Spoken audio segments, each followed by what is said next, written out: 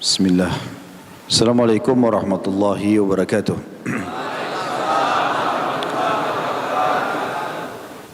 Alhamdulillah. Puja dan puji selalu kita panjatkan kepada Sang Pencipta Allah, satu-satunya pemilik, penguasa, raja yang sebenarnya, yang telah menciptakan semua yang terjangkau oleh mata kita atau tidak terjangkau. Dia zat yang maha kuat, maha adil, maha bijaksana. Beruntunglah orang-orang yang telah beriman dan memujinya, karena semua kebutuhannya di roda kehidupan di muka bumi ini akan dipenuhi olehnya. Dan ia kekalkan dalam kitabnya, la in syakartum la azidannakum wa la in kafartum inna adabi lasyadid. Kalau kalian bersyukur pasti aku akan tambah, dan kalau kalian kufur siksaku sangat pedih. Kalimat alhamdulillah adalah kalimat yang seharusnya, bukan pilihan. Setiap muslim, laki-laki dan perempuan, selalu membasahi lidah dan bibirnya, karena dia tahu dengan kalimat ini dia berhubungan langsung dengan zat yang maha pengasih, zat yang maha pemurah, yang akan memenuhi segala kebutuhannya dengan kalimat ini. Selanjutnya kita selalu memanjatkan salam hormat kita kepada manusia terbaik, manusia yang telah dipilih secara langsung oleh Allah untuk menutup Nabi dan Rasul setelahnya. Manusia yang telah disempurnakan jalur nasabnya, ilmunya, fisiknya. Berkumpul pada manusia terbaik ini perangai atau akhlak yang baik, fisik yang sempurna dan ilmu yang dalam. Allah memerintahkan kita menjadikannya sebagai suri tauladan, dan tentu buah tidak akan jauh dari pohonnya. Sebagaimana manusia terbaik ini telah sukses dalam kehidupannya, baik sebagai suami, sebagai anak, sebagai orang tua, sebagai sahabat, sebagai guru, bahkan sebagai murid karena pernah belajar dari Jibril alaihissalam, maka tentu orang yang mengikutinya tidak akan jauh dari manusia terbaik ini. Mengucapkan salam hormat satu kali kepadanya dibalas oleh Allah dengan 10 kali tambahan rahmat, dan rahmat Allah luas sekali, karunia Allah luas sekali. Di antara isinya adalah pengampunan dosa, peninggian derajat, dan pemenuhan segala kebutuhan. Maka setelah memuji dan memuja Allah, alhamdulillah sangat wajar kalau kita selalu mengucapkan salawat dan taslim kepada Nabi besar Muhammad sallallahu alaihi wasallam. Pertama-tama tentu saya mengajak diri saya dan saudaraku seiman semua yang hadir di Masjid Agung Goa ini untuk mengikhlaskan niat karena Allah Subhanahu wa taala. Kalau tadi ada yang datang karena diajak oleh temannya, atau diajak oleh orang tuanya, atau diajak oleh anaknya, atau mungkin kebetulan lewat dan melihat masjid kenapa ramai, atau apa saja niat-niat yang sifatnya seperti itu, diubah di awal majlis kita ini semua karena Allah Subhanahu wa taala.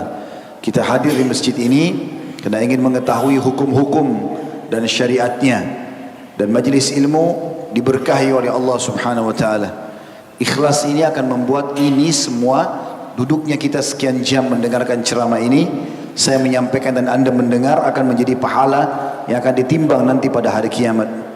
Tapi kalau seseorang tidak ikhlas, bahkan hanya sekedar untuk meramaikan majlis atau hanya sekedar untuk mencari kesalahan orang saja, maka tentu itu akan menjadi dosa bagi dia. Keutamaan majlis ilmu banyak sekali.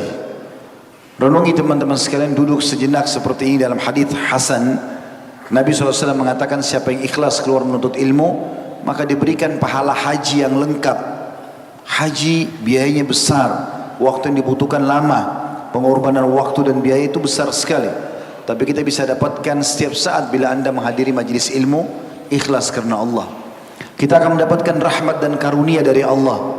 Dalam hadis yang sahih kata Nabi SAW, tidak ada orang yang berkumpul di rumah-rumah Allah, di masjid, untuk mempelajari ayat-ayat Allah, kecuali akan turun malaikat membawa rahmat dari langit yang menaungi mereka. Dan sekian banyak keutamaan yang tidak bisa luput dari kita adalah akan dibersihkan dosa-dosa kita. Sebagaimana hadis Nabi SAW, siapapun yang hadir dalam majlis ilmu ikhlas karena Allah, pada saat mereka bubar, para malaikat akan berkata, bubarlah dalam kondisi dosa-dosa kalian diampuni. Maka ikhlaskan niat, saudaraku seiman. Dalam majlis ilmu tidak perlu melihat siapa yang menyampaikan, tapi apa yang disampaikan. Kalau itu benar, kalau Allah, kalau Rasul, ambil. Allah berfirman, Rasulullah SAW bersabda, kita datang bukan untuk melihat fisik seseorang atau paras wajahnya, tapi kita datang untuk menuntut ilmu. Maka siapapun yang menyampaikan, terima kalau itu kebenaran. Dan walaupun penampilannya sangat bagus, mungkin dia menjaga wibawahnya, tetapi kalau penyampainya menyesatkan dari jalan Allah, maka dijauhi tentu majelisnya.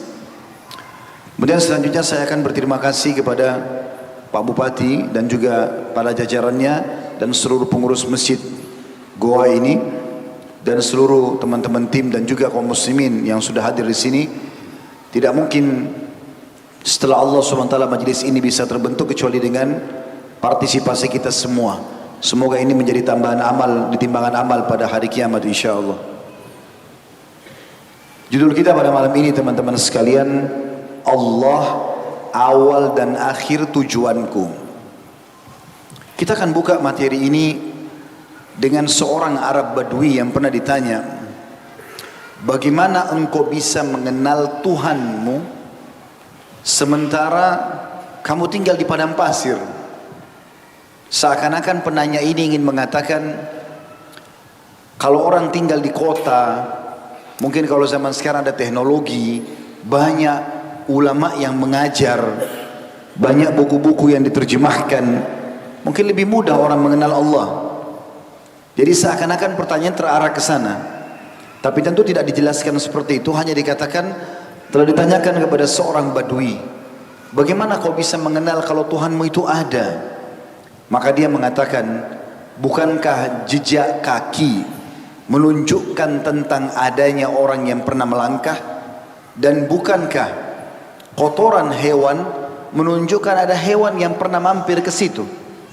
Bagaimana bisa alam semesta yang begitu besar ini, bumi yang begitu ragam isinya, dari warna-warni dan jenis-jenis makhluk yang ada di situ, tidak bisa menunjukkan kepada adanya zat yang maha besar dan maha agung?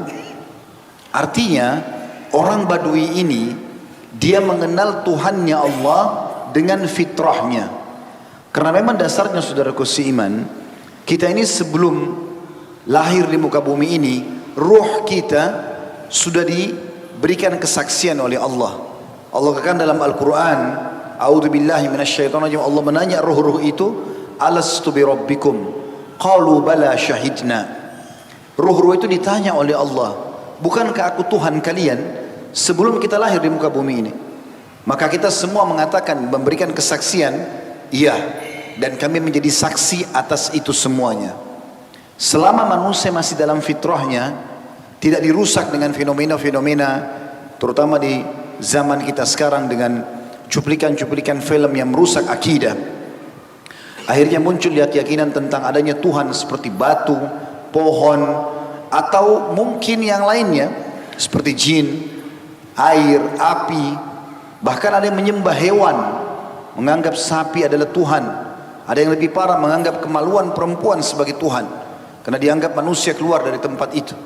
Maka semua ini terbantahkan dengan sendirinya kalau orang masih dalam keadaan fitrah. Dia tahu dia punya Tuhan. Oleh karena itu kalau kita duduk di majelis seperti ini, sedikit saja ada peringatan, sedikit ada kisah disampaikan, maka kita bisa tersentuh karena potensi mengenal Allah itu ada. Saudaraku seiman, kalimat yang selalu kita kumandangkan sebagai seorang muslim, la ilaha illallah, la ma'budu bihaqqin illallah. Tidak ada Tuhan, pencipta, pemilik, penguasa, yang mengatur, yang menghilangkan, memusnahkan, yang menciptakan baru, kecuali Allah.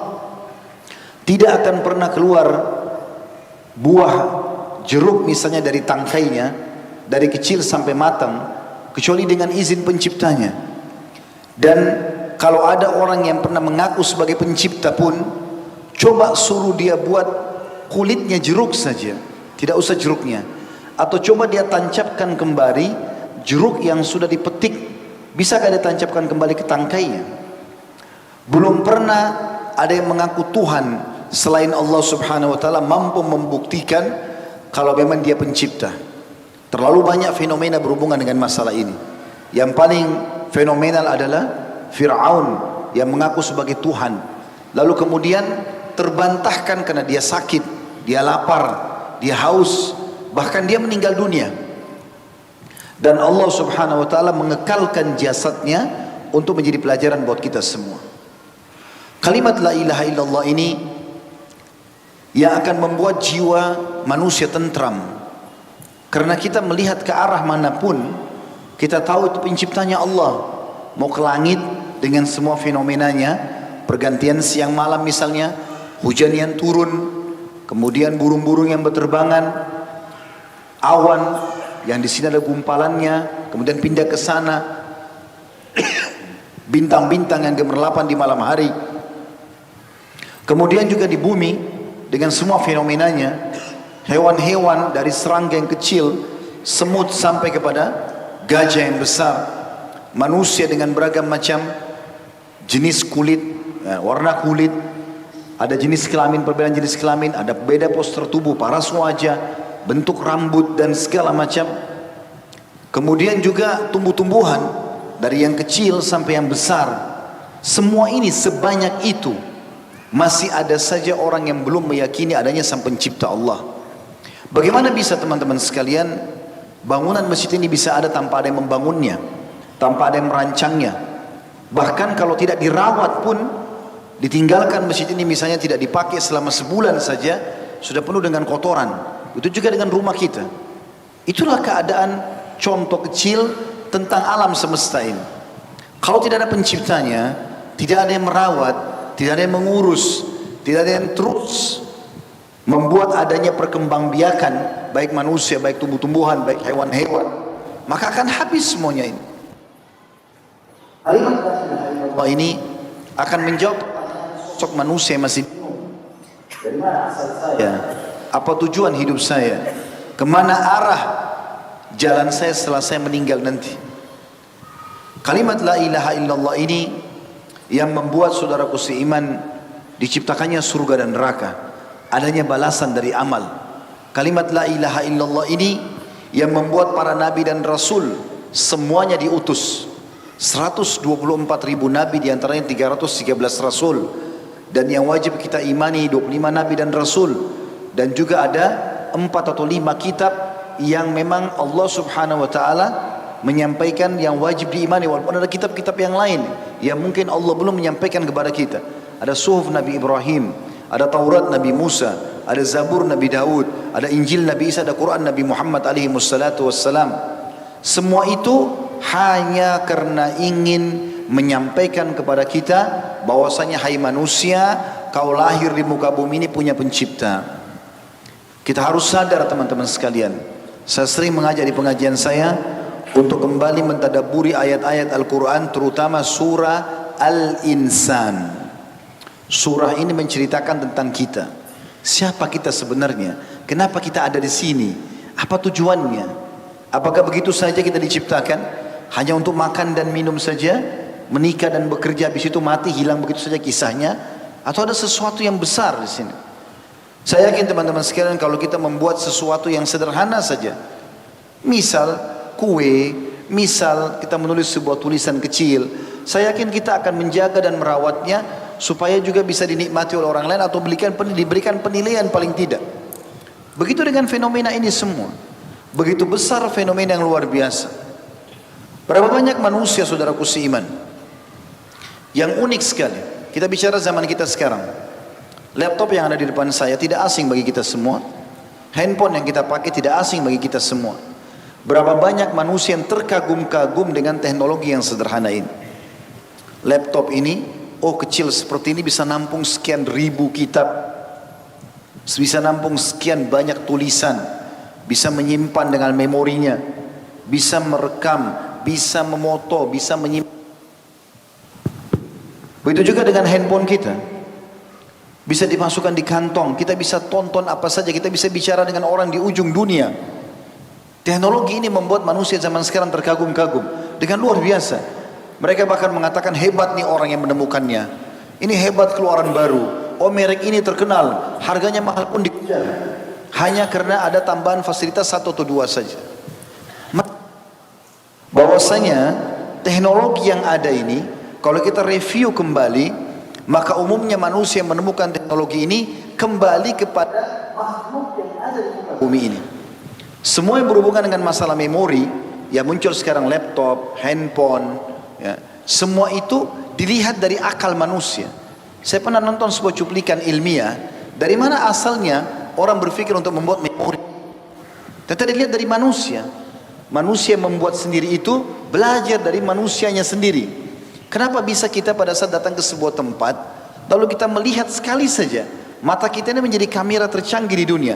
Dengan sekali kedip saja, kita melihat 10 tahun kemudian kita datang ke tempat yang sama, kita akan mengatakan iya. Bagaimana bisa ada? Dan di dalam penelitian saya pernah baca sendiri tulisan ilmiahnya, di otak itu ada seperti urat-urat saraf tertentu, bentuknya bukan semua otak, sebagian kecil. Itu mampu menampung semua buku yang ada di muka bumi ini. Ada sekian banyak, satu saja sudah cukup menampung semua buku yang pernah ditulis.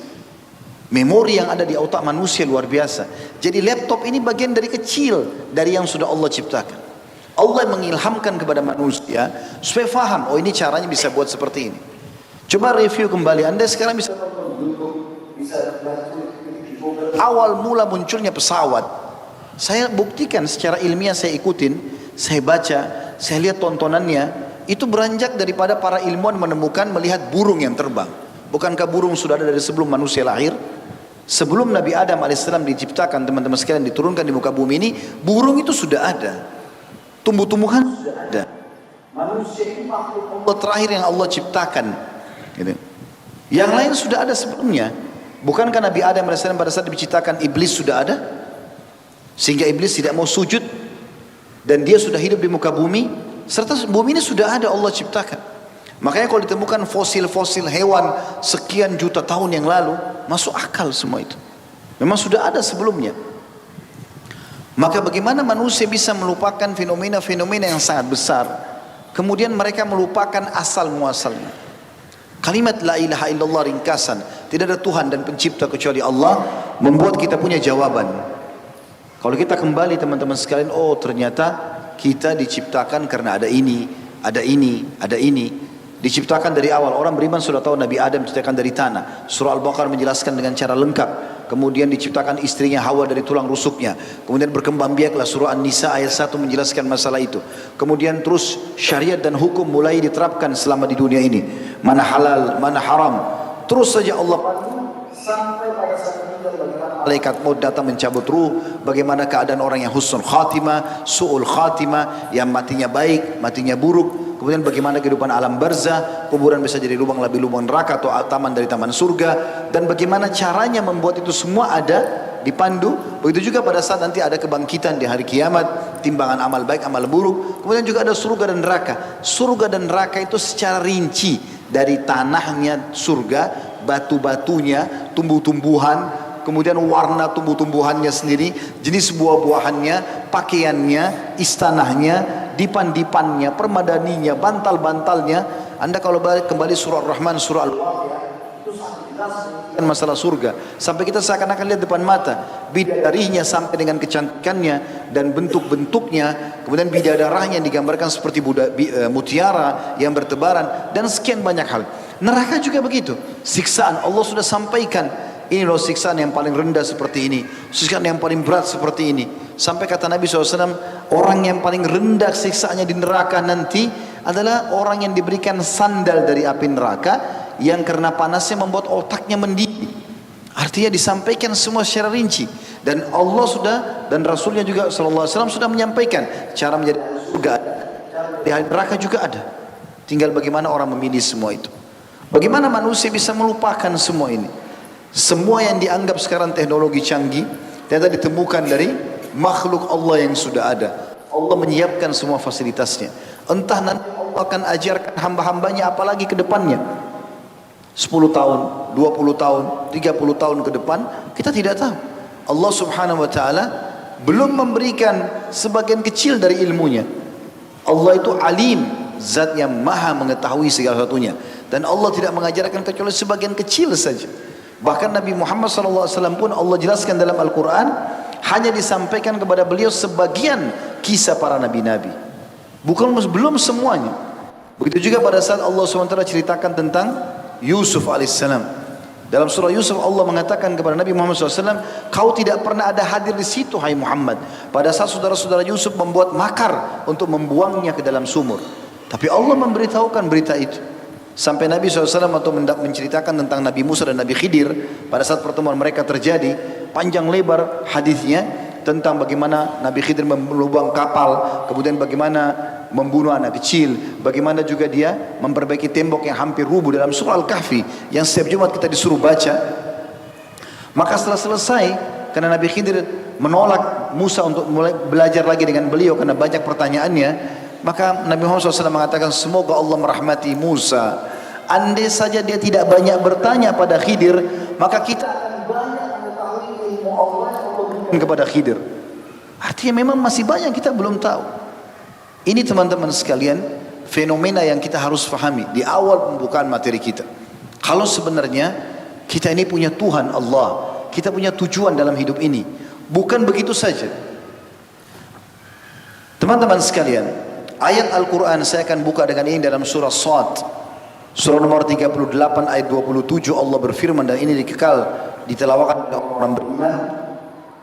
A'udzubillahi minasyaitonir rajim. وَمَا خَلَقْنَا السَّمَاءَ وَالْأَرْضَ وَمَا بَيْنَهُمَا بَاطِلًا ذَلِكَ ظَنُّ الَّذِينَ كَفَرُوا فَوَيْلٌ لِلَّذِينَ كَفَرُوا مِنَ النَّارِ. Artinya, dan kami tidak menciptakan langit dan bumi. Kata ulama, menciptakan artinya dari tidak ada menjadi ada. Ini langit dan bumi tidak ada sebelumnya. Kita semua tidak ada ini. Allah ciptakan dari tidak ada menjadi ada. Kami, kata Allah, tidak menciptakan langit dan bumi dan apa yang ada di antara keduanya, fenomena semua ada di antara dan juga makhluk ada di dalamnya, tanpa hikmah. Hikmah artinya bijaksana. Tanpa ada keputusan tidak mungkin. Kami adakan kalian tiba-tiba begitu saja tanpa ada tujuan. Lalu Allah mengatakan yang demikian itu adalah anggapan orang-orang kafir. Mereka kira ini terjadi begitu saja gitu. Maka celakalah orang-orang kafir itu karena mereka akan masuk ke neraka nanti. Karena tidak mau pelajari ini, mereka jadi masuk ke neraka nanti. Dan rugi, pada saat sudah masuk neraka baru nyesel, gitu kan. Saudaraku seiman, untuk lebih dalam membahas masalah ini, kita akan coba mentadaburi beberapa ayat Al-Quran. Saya setelah coba menyusun sebuah tulisan dengan judul ceramah kita Allah adalah awal dan akhir tujuan ini, saya coba berpikir kira-kira apa yang harus saya jadikan sebagai argumentasi untuk menjelaskan kepada muslimin seperti apa memunculkan keyakinan bahwasanya Allah itu ada.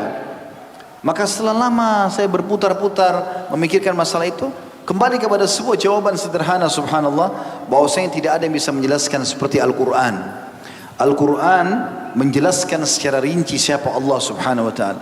Saya setiap kali membuka Mu'jam Al-Fadhil Quran, ada kamus untuk mencari ayat-ayat Al-Quran, menemukan lafaz Allah saja itu sudah banyak sekali, ratusan ayat, bahkan kita bisa katakan ribuan ayat dalam Al-Quran. Dari 6.000 ayat sekian, mayoritasnya menyebutkan nama Allah yang Allah perkenalkan dirinya. Di antaranya teman-teman surah Al-An'am, surah nomor 6 ayat 73. Allah berfirman, A'udzu billahi minasyaitonir rajim. Wa huwal ladzi khalaqas samawati wal arda bil haqq wa yawma yaqulu kun fayakun qauluhul haqq wa lahul mulku yawma yunfakhu fis sur alimul ghaibi wasyahadah wa huwal hakimul khabir. Dialah Allah satu-satunya yang telah menciptakan langit dan bumi dengan benar. Makna dengan benar, benar hanya Dia yang menciptakan. Makna lainnya adalah benar-benar ini dengan tujuan dan maksud yang jelas dan dengan hitungan yang tepat. Kapan malam datang, berapa kadarnya. Kapan siang datang, berapa kadarnya. Berapa populasi manusia. Sampai kata Nabi SAW, tidak akan terjadi kiamat sampai manusia terakhir yang Allah sudah takdirkan keluar. Baru terjadi kiamat. Akan ada populasi itu. Hewan-hewan, tumbuh-tumbuhan, semua itu tertata dengan benar. Ini bukan begitu saja. Lalu Allah mengatakan, dan benarlah perkataannya Allah itu di saat Dia mengatakan jadi, maka jadilah benda itu. Apa saja yang Allah mau, kun fayakun. Dan di tangannya lah segala kekuasaan, di waktu sangkakala ditiup menjelang hari kiamat. Dia mengetahui yang gaib, semua yang tidak tampak oleh panca indera manusia disilakan dengan gaib, dan yang nampak atau jelas. Dan dialah yang maha bijaksana lagi maha mengetahui. Allah di sini menjelaskan dia menciptakan langit dan bumi dari sesuatu yang tidak ada menjadi ada. Ayat yang kedua, surah Al-Baqarah, surah nomor 2 ayat 29. A'udzu billahi minasy syaithanir rajim. Wa huwal ladzi khalaqa lakum ma fil ardi jami'an thumma istawa ila as-sama'i fasawwahunna sab'a samawat wa huwa bikulli syai'in alim. Dialah satu-satunya Allah yang telah menjadikan segala sesuatu yang ada di muka bumi untuk kalian, hai manusia. Semua yang kau bisa rasakan, kau bisa nikmati, atau kau menghindar darinya di muka bumi ini, dialah yang menciptakan. Api misalnya panas, orang menghindar, atau orang bisa menggunakannya pada hari yang bermanfaat bagi dia, misalnya memasak atau menghangatkan badan. Allah mengatakan dialah satu-satunya Tuhan yang menjadikan segala sesuatu di bumi ini untuk kalian, dan dia berkehendak menciptakan langit, lalu dijadikannya 7 lapis langit, dan dia maha mengetahui segala sesuatunya. Langit di atas kepala kita ini penciptanya Allah, bukan begitu saja ada, pasti ada sesuatu. Dan kata ulama, setiap kali manusia ingin melihat dirinya bahwasanya dia sangat kecil, lihatlah ke penciptaan langit ini. Duduk sejenak di lapang atau berbaring di lapangan yang luas, lihat ke langit, lalu tafakkur, dari mana langit ini? Bagaimana bisa terjadi fenomena-fenomenanya? Pergantian dari pagi tidak terlalu panas, kemudian mulai menjelang siang terik matahari, menjelang sore mulai agak gelap atau redup matahari, malam mulai gelap, terus berubah lagi. Apakah teman-teman sekalian, lampu di sini tiba-tiba bisa menyala tanpa ada yang menyalakannya? Bagaimana bisa matahari terbit tanpa ada yang mengatur itu? Bagaimana bisa padam lampu-lampu ini, misalnya besok pagi pada saat terang, lampu masjid tidak dipakai lagi. Bagaimana bisa padam tanpa ada yang memadamkannya? Kita tidak bicara kalau mati lampu, kita bicara sesuatu yang normal, idealnya. Seperti itu. Masa tiba-tiba begitu saja, awan datang menurunkan hujan, begitu saja, tanpa ada yang menurunkannya, tanpa ada yang mengatur kadar airnya, kenapa dia berhenti? Siapa yang mengatur semua itu? Kenapa dia datang di musim tertentu? Kenapa tidak setiap saat? Kenapa kita manusia tidak bisa menurunkan hujan? Kenapa? Ini sering saya bahasakan teman-teman di pengajian. Orang-orang yang tidak mengaku Tuhan sebagai Allah, contoh orang ateis yang paling dekat. Mereka mengatakan ini semua terjadi begitu saja, tiba-tiba. Kalau kita kembali kepada diri mereka, kita tanya, kira-kira siapa menurut kalian penduduk bumi yang paling canggih? Bahasa mereka manusia. Manusia tentu, kita. Mana lebih baik Anda atau rusa? Atau Anda atau hewan? Dia akan mengatakan kami. Mana lebih baik Anda atau pohon? Kami. Mana lebih baik Anda atau batu? Kami. Api, air, kami. Kenapa? Karena kami bisa buat pesawat, kami bisa buat ini dan itu. Maka jawabannya, kalau manusia dianggap ya penduduk bumi yang paling canggih, kita semua manusia. Pertanyaan teman-teman sekalian, coba apa kemampuan kita kalau mau dihitung dengan ciptaan Allah di diri kita saja? Contoh misal, rambut antum, rambut anda pada saat dicabut, bisa tempelin kemana rambut itu? Ada yang di sini bisa menempelkan bulu di badannya yang sudah tercabut? Dia biar luar biasa berusaha tidak akan pernah bisa. Dari mana bulu itu? Kenapa saya tidak mampu menancapnya kembali? Ada di sini teman-teman yang bisa menahan rasa laparnya. Kalaupun dia tahan, dia akan terus lapar. Kalau dia tahan terus, dia bisa mati karena kelaparan. Berapa berita sering kita dengar, orang mati kelaparan. Gitu kan? Orang mati kelaparan. Sekarang kalau kau memang mampu, coba tahan laparmu itu. Kalau kau tidak bisa, berarti ada sesuatu yang sedang mengatur kamu. Ada yang sedang mengatur sistem itu, yang menciptakan kamu, yang buat kamu lapar, yang mengharuskan kamu harus makan supaya kamu bisa hilang laparnya. Dan makan pun harus pada benda-benda yang memang ada keinginan kita. Siapa yang mengatur perasaan ingin itu? Kenapa kita pada saat lapar tidak makan batu?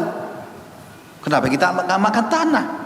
Misal, kenapa harus makannya buah, makannya sayur, makannya makanan yang ada jiwa kita? Apakah itu tidak ada yang mengaturnya? Kita sendiri tidak bisa mengontrol itu. Ngantuk, siapa bisa menahan bantuknya? Kalau dia tahan 1-2 hari, 5-6 hari, lama-lama dia tertidur di pinggir jalan. Siapa yang mengatur ngantuk itu? Apa ngantuk itu? Terlalu banyak pertanyaan dalam diri kita, kita sendiri nggak bisa jawab. Ada yang bisa menahan bersinnya di sini? Hah? Ada orang gua yang bisa tahan bersin? Coba mana? Hah? Apa itu bersin? Kenapa antum manusia menganggap teknologi canggih bisa dibuat? Kenapa nggak bisa tahan bersinnya? Bersin saja, tidak ada yang bisa tahan bersinnya. Apa itu? Fenomena dari mana ini? Kok bisa?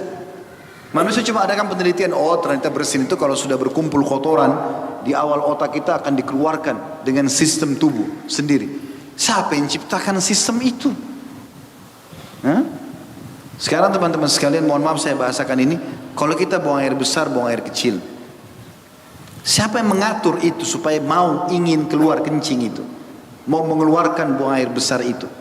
Dan siapa yang memilah makanan kita yang ini jadi kekuatan, nutrisi tubuh, yang ini jadi kotoran? Kira-kira teman-teman, kalau dalam satu piring nasi itu dan daging, kita tahu yang mana jadi kotoran, mau kita makan? Hah? Mana jawabannya ini?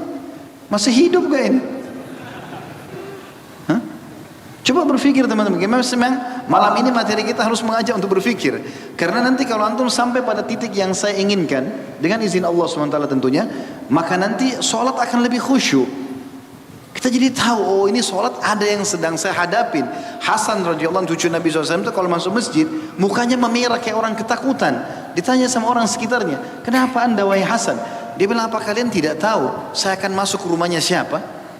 Ini kalimat tidak semua orang fahami. Tapi orang kalau sudah kenal Tuhannya, sudah sampai di benak pikiran antum dan hati antum ini, oh ternyata memang ada Tuhan Allah. Dengan renungan yang benar, kita akan tahu, oh sholat itu punya makna. Ada sesuatu gerakan ini. Kenapa saya harus ruku? Kenapa saya harus i'tidal? Kenapa harus sujud? Letakkan kepala saya di tanah. Kenapa? Kenapa saya bilang subhana rabbil azim pada saat sujud? Maha suci Tuhanku yang maha agung. Siapa Tuhan itu? Kenapa saya bilang pada saat sujud subhana rabbil a'la? Maha suci, maha tinggi Tuhanku. Ya, maha suci Tuhanku yang maha tinggi. Kenapa saya ucapkan itu?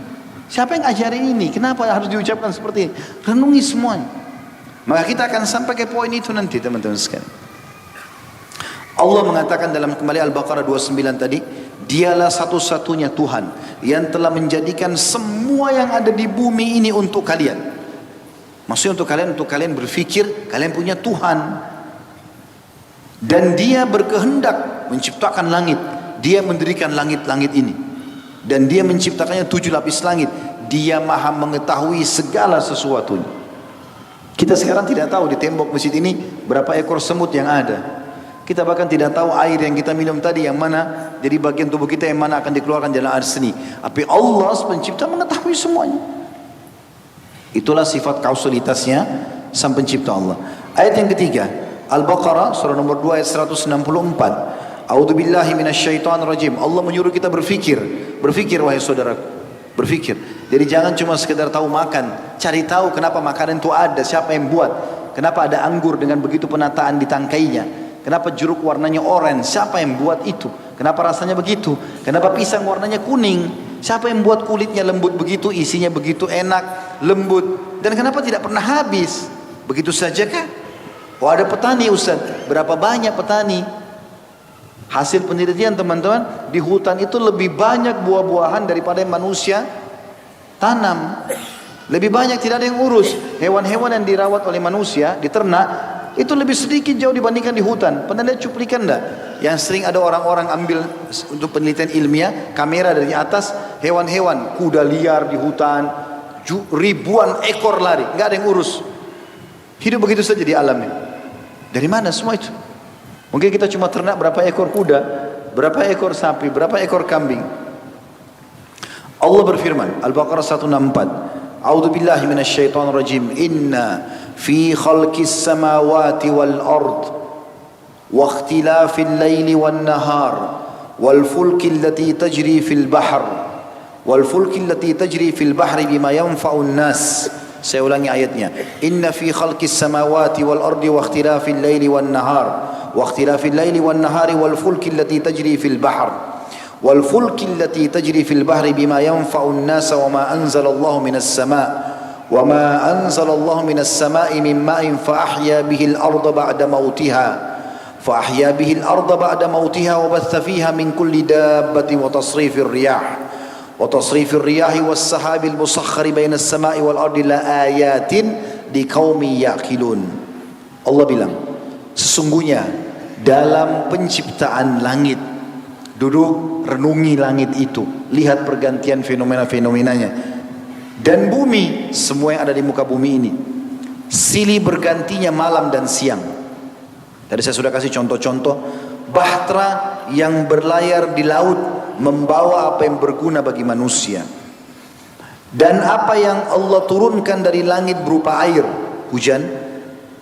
Lalu dengan air itu dia Allah hidupkan bumi sesudah mati atau keringnya. Di sini kita lihat kalau ada tanah yang kering, mungkin teman-teman bisa pernah melihat kalau kemarau tanah banyak pecah-pecah, retak-retak, atau mungkin ada tanah tandus sudah sekian lama tidak kena hujan, sekali aja hujan tumbuh hijau. Dari mana semua itu? Dari mana air itu? Bagaimana bisa tanah itu tiba-tiba menerima dan keluar tumbuh-tumbuhannya?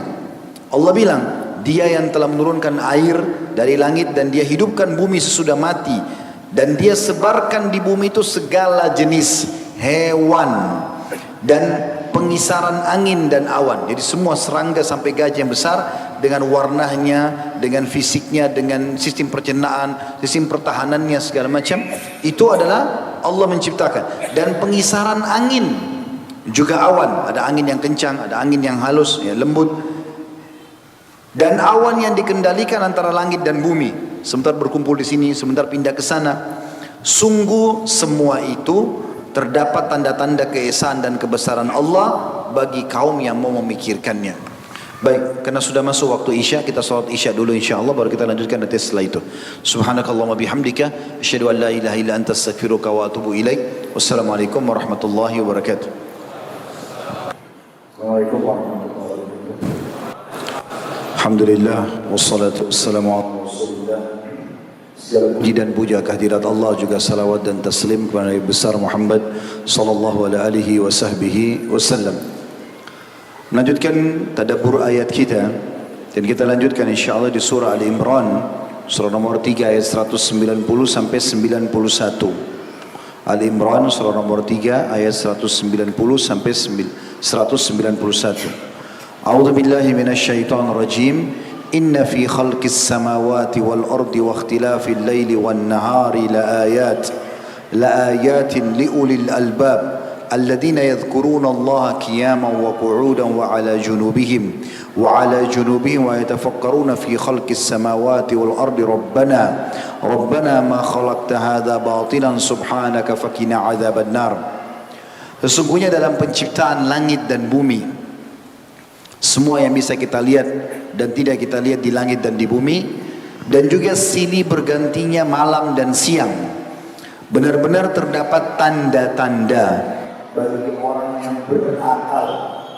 Mana orang berakal, kata para ulama tafsir, satu maknanya adalah orang yang menggunakan akalnya untuk memikirkan tentang kebesaran pencipta, yaitu orang-orang yang mengingat Allah sambil berdiri atau duduk atau dalam keadaan berbaring. Artinya setiap keadaannya berfikir, dari mana ini siapa yang menciptakan. Sampai nanti dia sampai pada sebuah titik dia akan mengatakan Allah, dan Tuhan namanya Allah. Ya. Dan mereka memikirkan tentang penciptaan langit dan bumi, seraya mereka berkata, ya Tuhan kami, tidaklah Engkau menciptakan ini semua sia-sia. Maha suci Engkau, peliharalah kami dari siksa api neraka. Cukup banyak ayat-ayat Al-Quran yang berbicara tentang masalah ciptaan Allah subhanahu wa ta'ala ini. Kita akan pilih beberapa ayat lagi, sebab ini bahasanya masih ada beberapa kisah yang harus kita sampaikan, yaitu surah Al-An'am, surah nomor 6 ayat 11, yang bunyinya a'udzubillahi minasyaitonir rajim, qul siru fil ardi thumma anzuru kaifa kana 'aqibatul mukadzibin. Katakanlah hai Muhammad kepada orang-orang semuanya, cobalah kalian berjalan di muka bumi, lalu lihatlah dan perhatikan bagaimana kesudahan orang-orang yang mendustakan itu. Tidak akan pernah berubah sunnatullah, peraturan Allah di muka bumi ini. Orang yang beriman kepada Allah, orang yang patuh akan selamat dan bahagia. Terbukti kita selalu bisa mengenang dan mendapatkan kisah-kisah para nabi-nabi dan orang-orang yang beriman dengan mereka. Kisah Musa AS dengan para sahabatnya, Isa AS dengan para sahabatnya, Muhammad AS dengan para sahabatnya. Begitu juga dengan nabi-nabi yang sebelum mereka. Dan kita akan temukan orang-orang yang durhaka dan membangkang, akhirnya semua kebinasaan. Walaupun tampang mereka tuh gagah. Kalau teman-teman belum tahu, Abu Jahal dengan Abu Lahab itu terkenal sangat tampan. Orangnya tinggi besar, badannya kekar, kulitnya putih.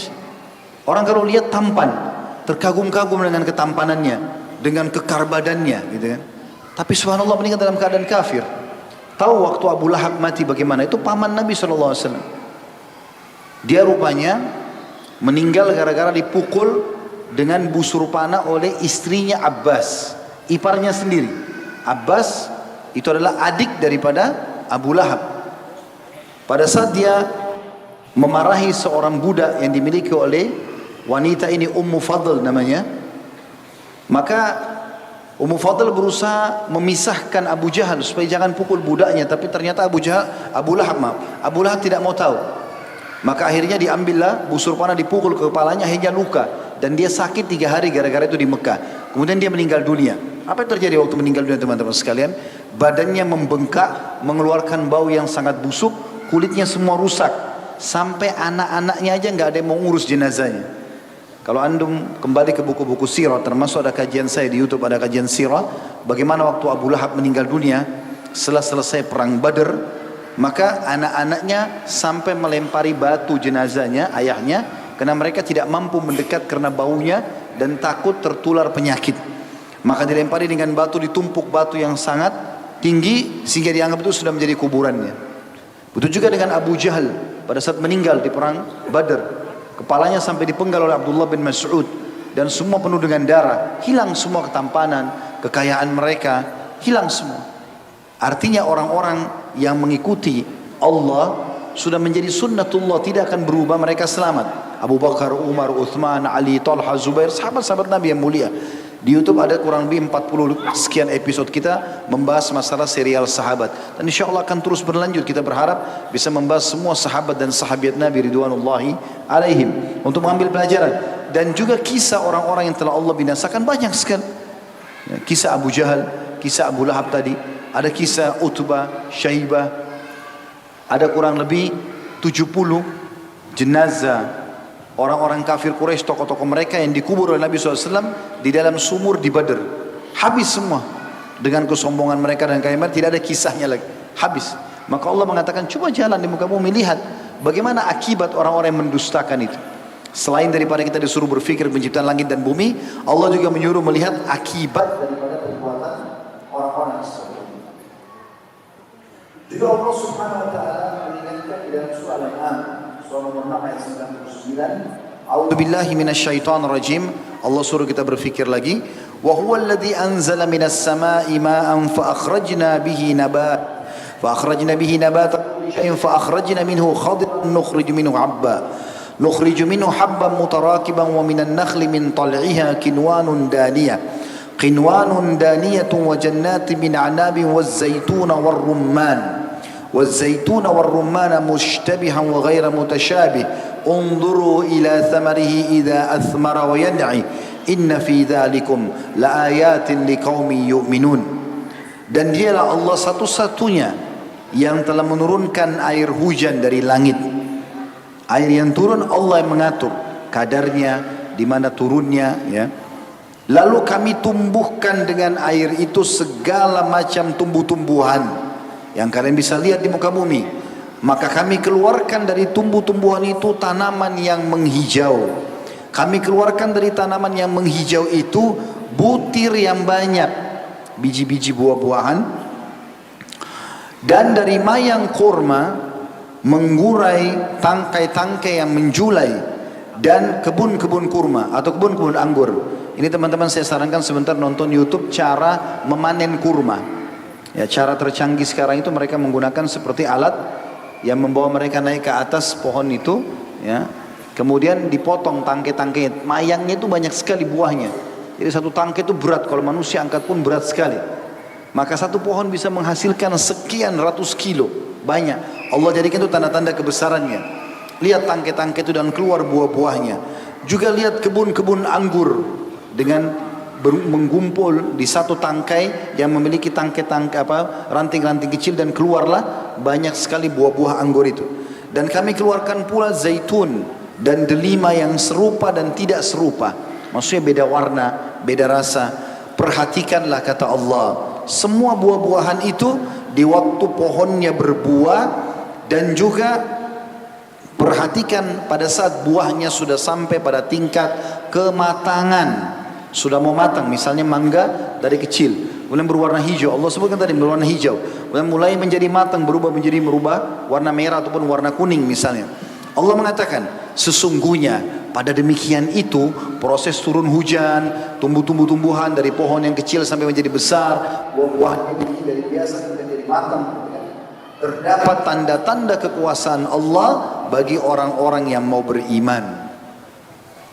Dalam surah Ar-Ra'd, surah nomor 13 ayat 2 sampai ayat 4, Allah juga mengingatkan. A'udzubillahi minasyaitonir rajim. Allahu alladzi rafa'a as-samawati bighairi 'amadin tarawnaha, thumma istawa 'alal 'arsy wa sakhara asy-syamsa wal qamar kullun yajri li ajalin musamma. Yudabbirul amra yufassilul ayati la'allakum biliqa'i rabbikum tuqinun. Jadi penutupan ayat itu selalu ada pesan penting dari Allah. Tadi supaya kita berfikir, supaya kita merenung. Ini Allah menjelaskan lagi supaya yakin. Allah bilang, Allah lah satu-satunya yang telah meninggikan langit di atas kepala kalian tanpa tiang, sebagaimana yang kamu bisa lihat. Kemudian dia bersemayam di atas arsy-Nya, singgasananya. Dan dialah yang telah menundukkan matahari supaya terbit pagi hari mengeluarkan cahayanya, dan bulan kelihatan malam hari, masing-masing beredar hingga waktu yang ditentukan. Ya, saya rasa tidak asing kita belajar ilmu pengetahuan alam. Bagaimana kalau alam semesta ini tidak tertata seperti sekarang, atau ada yang lebih cepat perputaran dari yang lainnya, maka akan hancurlah semua alam semesta ini. Allah bilang semuanya beredar hingga waktu yang sudah ditentukan, maksudnya hari kiamat Allah akan hancurkan semua. Allah lah satu-satunya yang telah mengatur urusan seluruh makhluknya, menjelaskan tanda-tanda kebesarannya, supaya kamu meyakini pertemuan dengan Tuhanmu itu. Kau akan mati loh, nanti akan dihisab oleh Allah, ada surga dan neraka. Allah mengajak kita berfikir melihat itu. Itu ayat 2-nya. Ayat 3-nya surah Ar-Ra'd, وهو الذي مد الأرض وجعل فيها رواسي وأنهارا ومن كل الثمرات جعل فيها زوجين اثنين يغشي الليل النهار إن في ذلك لآيات لقوم يتفكرون. Di sini Allah suruh kita berfikir. Dan dialah satu-satunya Tuhan yang telah membentangkan bumi. Di antara makna membentangkan bumi, makna baddal ard artinya bisa kalian pijaki di atasnya, bisa kalian bercocok tanam, bisa kalian membangun di atasnya, gitu ya. Itu semua adalah makna daripada mad. Dan dia juga telah menjadikan gunung-gunung tercancap kokoh di atas ya, bumi itu. Dan ada sungai-sungai yang berada di antara-antara atau di antara gunung-gunung tersebut. Dan dia juga telah menjadikan padanya semua buah-buahan berpasang-pasangan. Allah menutupkan malam kepada siang. Sesungguhnya pada yang demikian itu benar-benar terdapat tanda-tanda kebesaran Allah bagi kaum yang mau memikirkannya. Masih berlanjut ayat 3-nya. Allah berfirman, "Wa fil ardi qita'un mutajawirat." وفي الأرض قطع متجاورات وجنات من أعناب وزرع ونخيل صنوان وغير صنوان يسقى بماء واحد ونفضل بعضها. Saya ulangi, وفي الأرض قطع متجاورات وجنات من أعناب وزرع ونخيل صنوان وغير صنوان يسقى بماء واحد ونفضل بعضها على بعض في الأكل إن في ذلك لآيات لقوم يأكلون. Dan di bumi itu terdapat bagian-bagian yang berdampingan, ya, laut sama sungai, gunung, ya, dan seterusnya, dan kebun-kebun anggur yang sangat banyak, tanaman-tanaman dan pohon kurma yang bercabang dan yang tidak bercabang, disirami dengan air yang sama. Kami melebihkan sebagian tanam-tanaman itu atas sebagian yang lain dari rasanya. Air yang dituangkan air hujan oleh Allah sama, tapi ini lebih banyak buahnya, ini enggak ada buahnya, atau ini sedikit buahnya. Ini buahnya manis, ini kurang manis. Kami melebihkan sebagian tanam-tanaman itu atas sebagian yang lain dari sisi rasanya. Allah sengaja buat itu. Untuk apa? Allah bilang, sesungguhnya pada yang demikian itu dapat tanda-tanda kebesaran Allah bagi kaum yang mau berfikir. Bisa saja semuanya sama rasanya, tapi bagi siapa yang menata, di satu tangkai bisa ini lebih manis dari yang lainnya, ini bisa lebih besar daripada yang lainnya. Maka Allah menjadikan itu sebagai tanda-tanda kebesarannya. Dan sekian banyak ayat-ayat Al-Quran, sebagaimana saya katakan tadi tentang masalah ini teman-teman sekalian, saya tidak bisa bahas semuanya, tapi semua ini yang tadi kita kutip adalah ayat-ayat Al-Quran. Dan saya tutup di poin ini, ya, tentu masih ada bahasan kita.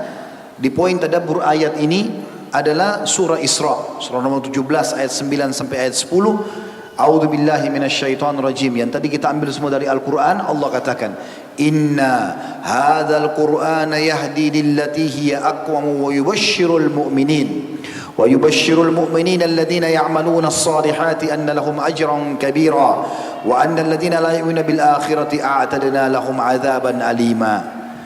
Sesungguhnya Al-Quran ini yang tadi kalian dengarkan ayat-ayatnya itu benar-benar memberikan petunjuk kepada jalan yang lurus. Artinya jadi kenal Tuhan Allah, jadi tahu apa tujuan hidup, mana yang boleh dan tidak boleh, dan kemana arah kita nanti setelah meninggal. Dan Al-Quran itu memberikan kabar gembira kepada orang-orang mukmin yang mengerjakan amal soleh, bahwa mereka mendapatkan balasan yang besar.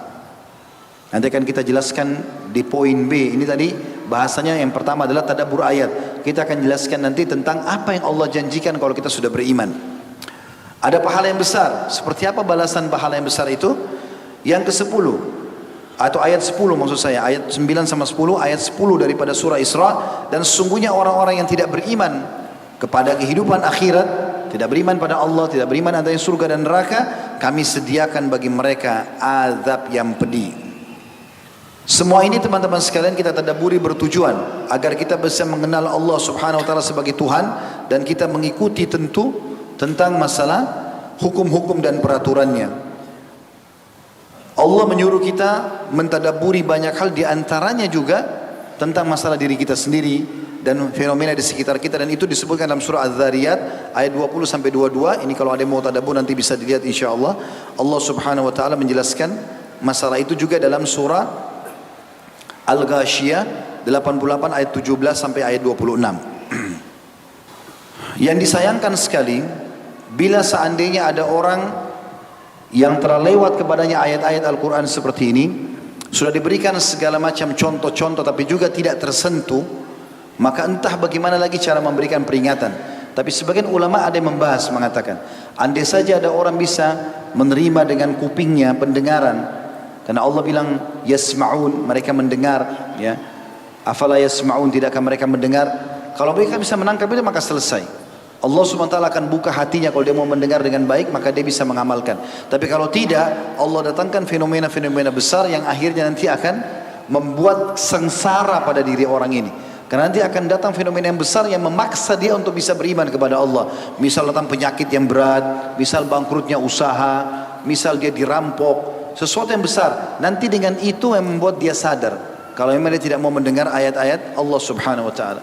Allah mengingatkan itu dalam surah Yusuf ayat 105, wa ka'ayyim min ayatin fis samawati wal ardi yamurruna 'alaiha wa hum anha mu'ridun. Banyak sekali ayat-ayat kami, kata Allah, atau tanda-tanda kekuasaan Allah di langit dan di bumi yang mereka lalui, sedangkan mereka berpaling darinya. Sayang sekali mereka tidak mengambil pelajaran dari semua itu. Sekarang kita masuk teman-teman sekalian ke masalah jaminan bagi orang-orang yang beriman. Kurang lebih ada 4 poin saya susun dalam masalah ini. Yang pertama, kalau teman-teman sudah beriman kepada Allah, dan saya yakin insya Allah kita semua sini tidak hadir kecuali beriman kepada Allah, tapi kita ingin iman ini lebih kental dan lebih penuh keyakinan, maka yang paling pertama dijamin adalah tidak akan pernah ada rasa takut lagi, ya, di dunia ini juga di akhirat, dan akan ada kebahagiaan yang didatangkan. Allah sebutkan dalam Al-Quran masalah itu dalam surah Al-Ahqaf, surah nomor 46 ayat 13 sampai ayat 14. A'udzu billahi minasyaitonir rajim. Innal ladzina qalu rabbuna Allah tsumma istaqamu fala khaufun 'alaihim wa lahum yahzanun. Ulaika ashabul jannati khalidina fiha jazaa'an bima kanu ya'malun. Sesungguhnya orang-orang yang mengatakan Tuhan kami Allah, dia sudah yakin Allah ada, kemudian mereka tetap istiqamah, berpegang teguh sampai mereka meninggal. Apa yang Allah perintahkan mereka jalankan, apa yang halal dinikmati, apa yang dilarang dijauhi. Maka tidak ada kekhawatiran terhadap mereka. Kata ulama tafsir, Allah angkat rasa takut dalam hatinya. Mau bangkrut usahanya, mau ada masalah seberat apapun, dia bisa lalui karena dia tahu ada Tuhannya. Dan dia selalu menjadikan problematik yang sedang dihadapi sebagai bahan muhasabah. Oh, mungkin ada sesuatu yang saya salah dengan Allah. Dan memang begitu poinnya. Kalau ada teman-teman di sini masih menghadapi sebuah masalah yang berat, maka muhasabah hubungan kita dengan Allah. Kalau ada masalah maka pasti akan terjadi. Kalau tidak ada masalah maka akan aman. Tidak akan ada kekhawatiran dikatakan. Dan juga mereka tidak perlu berduka cita, kata Allah. Mereka itu adalah penghuni surga.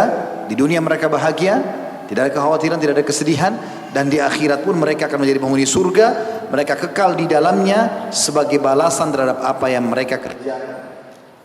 Lebih jauh daripada itu, pada saat orang-orang beriman, dan insya Allah kita termasuk di ayat ini teman-teman sekalian, semua orang yang meninggal dalam keadaan beriman dan yakin, maka akan turun pada saat mereka akan mengalami kematian malaikat-malaikat yang membawakan berita gembira kepada mereka dengan cara memperlihatkan amal-amal solehnya dan memperlihatkan surga, ya, yang akan dia tempati nanti. Allah sebutkan dalam surah Fussilat, surah nomor 41 ayat 30 sampai 32. A'udzu billahi minasyaitonir rajim. Innal ladzina qalu rabbuna Allah tsumma istaqamu tatanazzalu 'alaihimul malaikatu alla takhafu wa la tahzanu wa abshiru bil jannati allati kuntum tu'adun. Nahnu awliya'ukum fil hayatid dunya wa fil akhirah wa lakum fiha ma tashtahi anfusukum wa lakum fiha ma tad'un nuzulan min ghafurir rahim. Sesungguhnya orang-orang yang mengatakan Tuhan kami adalah Allah, beriman kepada Allah, lalu dia ikuti dengan penuh keyakinan dalam hatinya, kemudian mereka meneguhkan pendirian mereka itu, yakin Allah, tidak akan bergantung, tidak akan takut, tidak akan cinta kecuali karena Allah atau kepada Allah. Maka para malaikat akan turun kepada mereka dengan mengatakan, kata para ulama tafsir, sebelum meninggal dunia, pada saat akan dicabut ruhnya, akan ada malaikat-malaikat untuk mengatakan, janganlah kalian takut dan janganlah merasa sedih, dan bergembiralah kalian dengan jannah atau surga yang telah dijanjikan Allah kepada kalian. Ya. Jadi ini disebutkan di dalam sebuah hadis yang sahih, tafsir daripada ayat ini, bahwasanya Nabi SAW mengatakan siapa yang ingin bertemu dengan Allah, Allah akan rindu bertemu dengannya. Siapa yang benci bertemu dengan Allah, Allah akan benci bertemu dengannya. Maka para sahabat merasa ketakutan dengan ayat, dengan hadis ini, dengan penyampaian Nabi SAW. Sampai Aisyah pun ikut menangis radhiyallahu anha. Maka Nabi SAW tanya, ada apa? Kata Aisyah, ya Rasulullah, perkataan anda membuat kami takut. Apakah kalau kami benci mati, takut mati, berarti kami juga benci bertemu dengan Allah? Kata Nabi SAW, bukan seperti itu hai Aisyah. Sesungguhnya orang-orang beriman kalau mau meninggal, akan datang kepadanya sosok-sosok malaikat yang akan memperlihatkan amal-amal solehnya. Ini solatmu, ini puasamu, ini zakatmu, ini bakti sama orang tua, ini baca Quran, segala macam. Kemudian karena ini kau akan masuk ke dalam surga, diperlihatkan surganya. Maka karena dia lihat itu semua, dia pun ingin segera mati. Dia rindu ingin bertemu dengan Allah, Allah pun rindu bertemu dengannya. Dan sebaliknya kalau orang kafir, maka akan datang malaikat memperlihatkan dosa-dosanya. Ini kekafiranmu, ini durhaka sama orang tuamu, ini mencurimu, ini ribamu dan segala macam diperlihatkan. Maka dia pun takut. Lalu diperlihatkan neraka, ini tingkat, ini hukumanmu sekarang. Maka dia benci mati, takut bertemu dengan Allah. Allah pun benci bertemu dengannya. Itu ayat 30-nya. Ayat 31-nya, kamilah kata Allah, pelindung kalian dalam kehidupan dunia dan akhirat. Kalau kalian beriman, kalian akan aman. Saya ingin ajak berpikir teman-teman sekalian di ayat ini. Kalau seandainya seseorang di antara kita beriman kepada Allah, dia tidak bisa makan, dia tidak bisa tidur, dia tidak bisa bekerja, semuanya sebuah siksaan, tidak bisa biologis, tidak bisa menikah, maka mungkin wajar orang menjadi orang kafir. Ini tidak. Orang beriman bisa makan, bisa minum, bisa tidur, bisa pakai baju yang bagus, bisa menikah dengan biologis yang halal, bisa semuanya. Kalau orang kafir saja yang begitu maka wajar orang kafir. Ini tidak. Justru orang-orang kafir itu teman-teman tidak mendapatkan kelapangan dada. Jangan terpengaruh dengan mobil mewah mereka. Jangan terpengaruh dengan rumah mewah mereka. Sebenarnya ketentraman jiwa itu dalam hati. Ada orang rumahnya besar tapi susah hidupnya. Ada orang yang rumahnya kecil tapi lapang dadanya, hidupnya tentram dan bahagia. Ketentraman ada di dalam hati dan itu dengan keimanan. Ayat 32-nya Allah mengatakan, setelah Allah bilang kami pelindung kalian di kehidupan dunia dan di akhirat, di dalamnya kamu memperoleh apa yang kamu inginkan, maksudnya surga, dan memperoleh pula di dalamnya apa yang kau minta, semua yang diminta. Sampai dalam sebuah hadis nanti dikatakan akan ada ahli surga minta kepada Allah anak. Ya Allah, saya ingin punya keturunan. Maka Allah memberikan dia anak yang seketika pada saat itu bukan lagi melalui jadi bayi, maka tiba-tiba menjadi dewasa seperti yang dia inginkan. Ada seseorang akan ingin bercocok tanam, sebab Nabi SAW pada saat itu berkata, sesungguhnya akan ada nanti ahli surga yang berkata, ya Allah, saya ingin bercocok tanam. Kata Allah, hai anak Adam, bukankah kau sudah dapat semua apa yang kau inginkan? Dia bilang, tapi saya ingin ya Allah. Maka Nabi SAW mengatakan Allah pun memberikan kepada dia sebuah biji atau bibit yang kemudian dia tanamkan atau taruh di atas tanah surga, maka tumbuhlah pohon tersebut seketika dan berbuah seketika dan tidak pernah berhenti buahnya. Semua yang jiwa inginkan didapatkan di surga.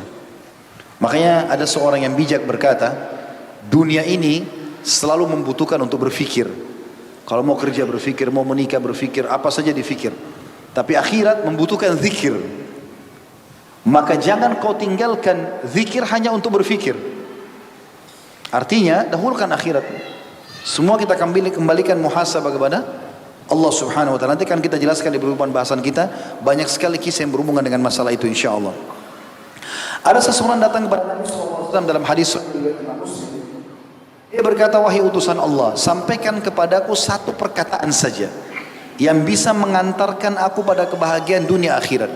Di dunia aku bahagia, tentram, di akhirat juga aku bahagia. Kata Allah, yang aku tidak perlu menanyakan kepada selain anda lagi. Kata Nabi SAW, ucapkan, aku telah beriman kepada Allah, lalu istiqamalah dengan mengikuti peraturan-peraturannya, maksudnya istiqamalah. Kalau seseorang di antara kita teman-teman sudah mulai belajar agama, hadir di majlis ta'lim, mulai belajar baca buku, mulai terapkan agama, maka apa yang harus kita lakukan? Istiqamah. Dan istiqamah ini sampai mati. Allah perintahkan itu dalam Al-Quran surah Al-Hijr ayat 99, a'udzubillahi minasyaitonir rajim, wa'bud rabbaka hatta ya'tiyakal yakin. Setelah kau tahu ilmu agama ini, kau sudah tahu mana halal dan haram kamu nikmati selama hidupmu, maka sembahlah Tuhanmu dengan itu semua, patuhi sampai datang kepadamu kematian.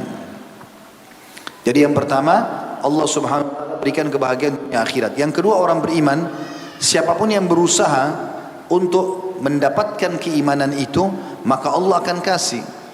Tetapi teman-teman harus fahami, kalau kita tidak berusaha, maka juga kita jauh dari keimanan. Kita mencarinya, kita ikhtiar. Allah menyuruh kita mencari. Seperti ini dalam majlis ilmu datang, dengarkan, baca Al-Quran, ada upaya. Maka sedikit upaya akan membuat Allah memberikan banyak jawaban. Tapi kalau orang memang tidak mau tahu asalnya, maka Allah pun akan meninggalkan dia. Di dalam surah Al-Ankabut, surah nomor 29 ayat 69, Allah SWT berfirman, ini ayat terakhirnya, a'udzubillahi minasyaitan, ayat terakhir dalam surah Al-Ankabut maksudnya, walladzina jahadu fina lanahdiyannahum subulana wa innallaha lama'al muhsinin. Dan orang-orang yang mencari keridhaan kami, mencari jalan kami, benar-benar akan kami berikan petunjuk mereka ke jalan-jalan kami. Dan sungguhnya benar-benar Allah berserta orang-orang yang berbuat kebaikan. Yang ketiga, orang-orang beriman pasti dibalas. Tidak ada amal sekecil apapun kecuali kita akan menerima balasannya, walaupun itu hal yang kecil sekali. Begitu juga orang yang berbuat keburukan pasti dihukum. Jangan pernah berpikir ada orang berbuat penipuan atau apa saja kejahatan, kemudian kita anggap dia tidak dihukum. Oh, dia masih hidup saja tuh? Enggak. Kalau Allah SWT belum berikan pada saat ini, maka akan diberikan pada saat akan datang. Tidak ada yang luput. Allah berfirman dalam surah Zalzalah ayat 7 dan ayat 8, dua ayat terakhirnya. a'udzubillahi minasyaitonir rajim, wa may ya'mal mithqala dzarratin khairan yarah, wa may ya'mal mithqala dzarratin syarran yarah. Siapa yang berbuat seperti biji zarrah, biji atom dari kebaikan, dia pasti akan melihat balasannya. Dia lihat amalnya, dia lihat juga balasannya. Dan barang siapa yang mengerjakan kejahatan seperti biji sawi, walaupun tidak ada yang tahu, cuma dia sendiri, pasti dia akan melihat perbuatan itu ditontonkan hari kiamat dan juga akan dibalas. Allah subhanahu wa ta'ala tidak akan pernah memungkiri janjinya. Semua apa yang dijanjikan kepada kita itu pasti benar. Walaupun teman-teman sekalian, sering kali terjadi kata ulama, Allah memberikan itu di masa-masa gentingnya untuk menguji hamba-hambanya. Ada yang langsung dikasih nikmatnya, ada juga yang butuh masa-masa genting. Allah uji kita. Kalau kita tetap yakin sampai detik terakhir itu, maka Allah akan berikan pada saat itu. Itu Allah sebutkan di dalam surah Ar-Rum, surah nomor 30 ayat 6. A'udzubillahi minasyaitonir rajim. Wa'dallah la yukhlifullahu wa'dahu walakinna aktsaran nasi la ya'lamun. Sebagai janji yang benar dari Allah, dan Allah tidak akan menyalahi janjinya, tetapi kebanyakan manusia tidak mengetahuinya. Pada saat Nabi SAW diingatkan atau ditakut-takuti oleh orang-orang Quraisy setelah pasukan muslimin berusaha mengejar pasukan Quraisy yang lari dari perang Uhud atau pulang ke Mekah dari perang Uhud menuju ke wilayah Hamrat Asad, maka Nabi SAW waktu para sahabat mendengarkan apa yang dikatakan oleh orang Quraisy, pulanglah, pasukan Quraisy sudah datang dengan kekuatannya akan menghancurkan kalian, mereka sangat beringas, pedang-pedang mereka tajam, busur anak-anak panah mereka tajam. Maka Nabi SAW mengucapkan hasbunallah wa ni'mal wakil. Kemudian Nabi SAW juga berkata kepada para sahabat, atau para sahabat pun mengikuti Nabi SAW sambil mengatakan kalimat yang sama. Jadi tidak ada keraguan dengan janji Allah Subhanahu wa ta'ala. Dan yang keempat teman-teman, Allah adalah sebaik-baik tempat bergantung. Artinya ini semua janji Allah Subhanahu wa ta'ala. Ada sebuah hadis qudsi, saya ingin kita tadabburi hadis ini, baru insya Allah kita masuk ke kisah-kisah orang-orang saleh. Hadis ini saya langsung terjemah, saya kena cukup panjang. Hadis sahih riwayat Imam Muslim. Dari Abi Dzar radhiyallahu anhu bahwasanya Nabi sallallahu alaihi wasallam meriwayatkan dari Tuhannya Allah Subhanahu wa taala, dia berfirman, "Wahai hamba-hambaku, aku telah haramkan kezaliman atas diriku dan aku menjadikan haram di antara kalian." Zalim artinya mengambil hak orang lain ataupun tidak memberi hak orang lain. Maka jangan kalian saling menzalimi, dan aku mengharamkan itu. Lalu Allah bilang, "Wahai hamba-hambaku, kalian semuanya sesat. Tidak tahu apa yang harus kalian lakukan. Program hidup ini apa kehidupan setelah kematian, kecuali yang aku beri petunjuk. Maka mohonlah petunjuk hanya kepadaku saja." Minta sama Allah, berwudu, sholat 2 rakaat, ataupun langsung saja menghadap kiblat, angkat tangan berdoa kepada Allah. Dan Allah sudah ikat kita dengan ikut sebenarnya ya. Kalau mau keluar ada doa keluar rumah, masuk rumah ada doa masuk rumah, mau pakai baju, mau buka baju, mau makan, mau minum, terus ada doanya supaya kita sentiasa bergantung kepada Allah. Wahai hamba-hambaku, kalian semuanya lapar kecuali orang yang aku beri makan, maka mintalah makan dariku, niscaya aku akan memberi kalian makan. Jadi kita tidak perlu minta dengan manusia, minta sama Allah. Nanti Allah yang gerakkan manusia-manusia itu. Ada seorang salafus salih, dia sangat miskin gitu. Dia pas pulang ke rumahnya, lalu istrinya mengatakan kita tidak ada makanan sama sekali. Dia bilang baiklah, saya coba ikhtiar keluar cari. Dia keluar, setelah seharian dia nggak punya pendapatan, dia sudah cari kerja dari pagi sampai maghrib, nggak ada pendapatan masuk. Karena waktu itu dia bekerja setiap hari saja, pendapatan hari itu yang dimakan sama istri dan anaknya. Dia nggak ada pendapatan. Maka dia bilang saya keluar, saya coba ikhtiar kembali. Walaupun dia tidak tahu dia harus kemana. Dan waktu itu sudah menjelang malam, sudah lepas isya. Orang sudah banyak tidur, sampai pun tidak ada penerangan di kita sekarang. Maka dia jalan. Dia bilang saya tidak tahu mau kemana. Lalu kemudian saya melihat ada masjid yang biasa saya sholat berjamaah di perkampungan saya. Saya pun masuk ke sana, gelap sekali. Saya masuk lalu saya wudhu, saya sholat. Lalu saya memohon kepada Allah sambil mengucapkan doa. Ya Allah, sesungguhnya engkau sangat mengetahui keadaanku. Seharian ini aku dan anak-anakku belum makan. Maka aku mohon kepadamu sebagai zat yang memberi makanan kepada seluruh makhluk, berikanlah aku makanan dan keluargaku. Aku tidak tahu lagi harus kemana. Terus dia berdoa, dia menangis. Di waktu yang bersamaan, disebutkan dalam kisah ini, pemimpin wilayah itu gelisah, nggak bisa tidur malam itu. Dia gelisah, nggak bisa tidur. Dia keluar. Dia kena gelisah, dalam hatinya tergerak untuk bersedekah. Dia bawa kantong-kantong yang penuh dengan dirham-dirham yang banyak, diambil sebanyak mungkin yang dia mampu. Dia pakai imamahnya, pemimpin ini, kemudian ditutup wajahnya supaya orang tidak tahu. Dia keluar naik kudanya, lalu dia mengatakan, ya Allah, sesungguhnya aku sangat gelisah. Aku tidak tahu harus berbuat apa, tapi hatiku tersentuh untuk bersedekah. Maka aku biarkan tali kekangan kuda ini, antarlah di tempat yang kau inginkan. Dalam kisah nyata ini dikatakan, kuda orang ini mampir di masjid yang ada tadi orang miskin itu. Kemudian turun dia, begitu dia lihat masjid, kudanya berhenti. Dia bilang, kalau begitu Allah menginginkan saya ke masjid ini. Saya turun, dia bilang, kemudian saya bawa kantong-kantong itu, saya masuk dalam masjid. Saya ingin tahu kenapa kuda ini berhenti di sini. Saya masuk ke masjid, gelap sekali, tapi saya mendengar seperti ada bisikan orang sedang berdoa. Saya dekati sambil meraba-raba, lalu saya dekat, ada orang rupanya. Ternyata orang yang tadi sedang berdoa. Jadi pada saat dia lagi mengatakan, ya Allah, engkau lah zat yang memberi makan. Aku dengan keluarga aku belum makan seharian, berilah aku makan. Dia mohon-mohon sama Tuhannya seperti anak kecil. Maka pada saat itu pun orang yang menjadi pemimpin wilayah ini menegurnya, mengatakan, hai fulan, diucapkan salam, assalamualaikum warahmatullahi wabarakatuh. Sama orang miskin, waalaikumsalam warahmatullahi wabarakatuh. Dia mengatakan, saya sudah mendengar doamu. Dan ketahuilah, saya keluar malam ini untuk bersedekah. Maka saya bawa kantong-kantong dirham ini, dengan doamu ini aku akan memberikan kepadamu. Dan ketahuilah, aku pemimpin wilayah ini. Cuma aku menyamar, pakai tutup wajah ini. Aku menyamar dengan imam aku, tutup wajahku ini. Maka apapun kebutuhanmu sampaikan kepadaku. Perhatikan keadaan orang miskin ini teman-teman sekalian. Orang subhanallah kalau sudah kenal Tuhannya, nggak ada bergantung sama manusia. Dan ini puncak keimanan seseorang. Dia katakan apa? Kalaupun saya masih membutuhkan lagi sesuatu, maka saya tidak akan datang kepada anda, tapi saya akan datang kepada zat yang mengutus anda datang. Siapa yang menggerakkan dia datang? Allah subhanahu wa ta'ala.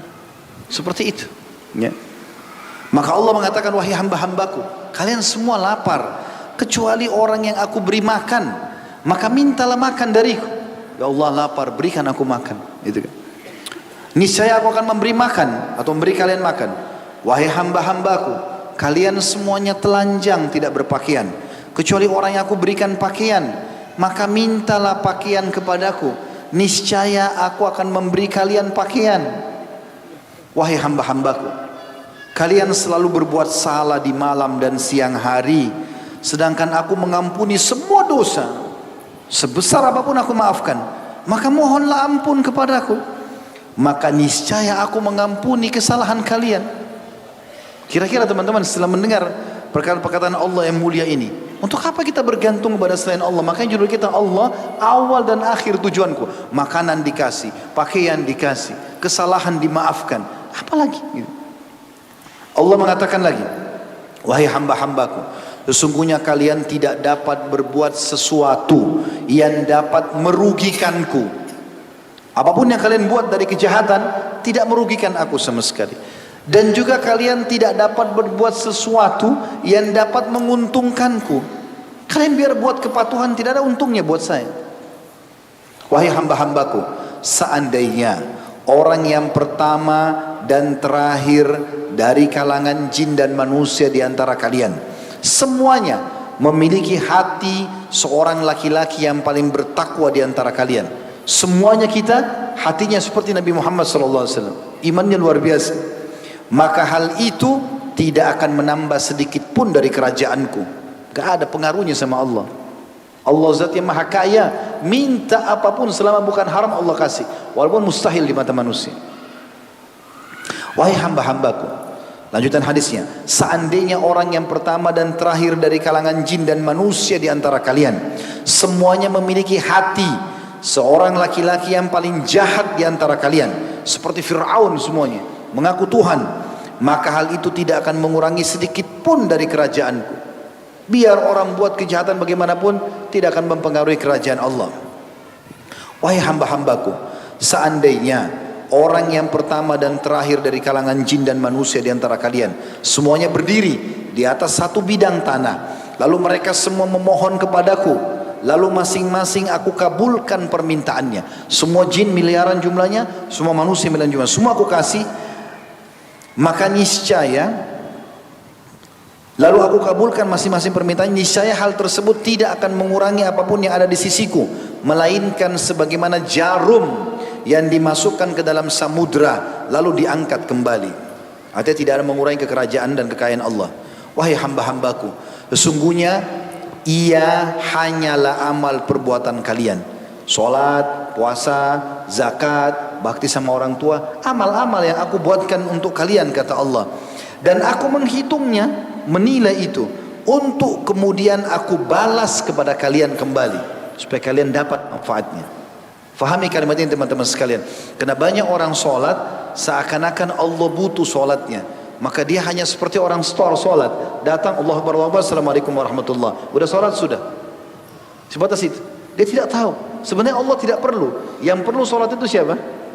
Kita sendiri. Kalau kita tahu teman-teman itu akan ada balasannya, kita akan khusyuk. Karena Allah mengatakan itu amal buat kalian, aku hitung, aku akan balikan pada kalian sendiri. Puasa itu kalau kita tahan 8 haus untuk kita sendiri, zakat untuk kita sendiri. Bahkan Allah tidak butuh semua itu. Allah mengatakan, maka barang siapa yang mendapatkan balasan yang baik, dia berhasil berbuat kebaikan lalu Allah akan balas kebaikan, maka hendaklah ia memuji Allah. Dan barang siapa yang mendapatkan selain itu, maka janganlah ia menyalahkan kecuali dirinya sendiri. Kita akan renungi sekarang teman-teman sekalian, sebagai penutup adalah kisah-kisah. Saya akan mulai kisah ini dengan kisah unik sekali. Seorang tabi'in bernama Sa'id ibn Musayyab rahimahullah, dengan kasus pernikahan anak perempuannya. Bermula kisahnya teman-teman sekalian dari seorang khalifah muslimin bernama Sulaiman bin Abdul Malik rahimahullah. Sulaiman bin Abdul Malik ini adalah seorang khalifah yang saleh. Satu waktu dia datang ke Madinah bersama dengan orang-orangnya dia. Begitu tiba di kota Madinah, setelah sholat di Masjid Nabawi, dia pulang ke kemahnya atau istanahnya pada saat itu. Kemudian dia bilang sama pengawalnya dia, coba kamu kembali ke masjid, kemudian coba cari siapa kira-kira di antara ulama yang masih hidup, yang ada di situ, yang masih hidup, yang pernah bertemu dengan sahabat Nabi, supaya dia datang dan memberikan kita nasihat. Karena sungguhnya hati ini kadang-kadang berkarat, maka kita butuh nasihat dan siraman keimanan. Niatnya Sulaiman bin Abdul Malik baik rahimahullah, tapi pengawalnya ini yang keliru. Dia datang ke masjid, dia lihat rupanya ada beberapa halaqah ulama setelah sholat, tapi sudah bubar, tinggal ada satu lagi. Cukup ramai orang yang datang. Rupanya karena dia pikir dia pengawal khalifah, dari tiang masjid jauh di belakang dia kasih isyarat kepada ulama yang sudah duduk di kursi itu, seakan-akan dia bilang kesini kamu, karena dia menganggap dia adalah seorang pengawal gitu kan. Maka orang yang duduk di masjid ulama itu tidak pedulikan sama dia, nggak pedulikan.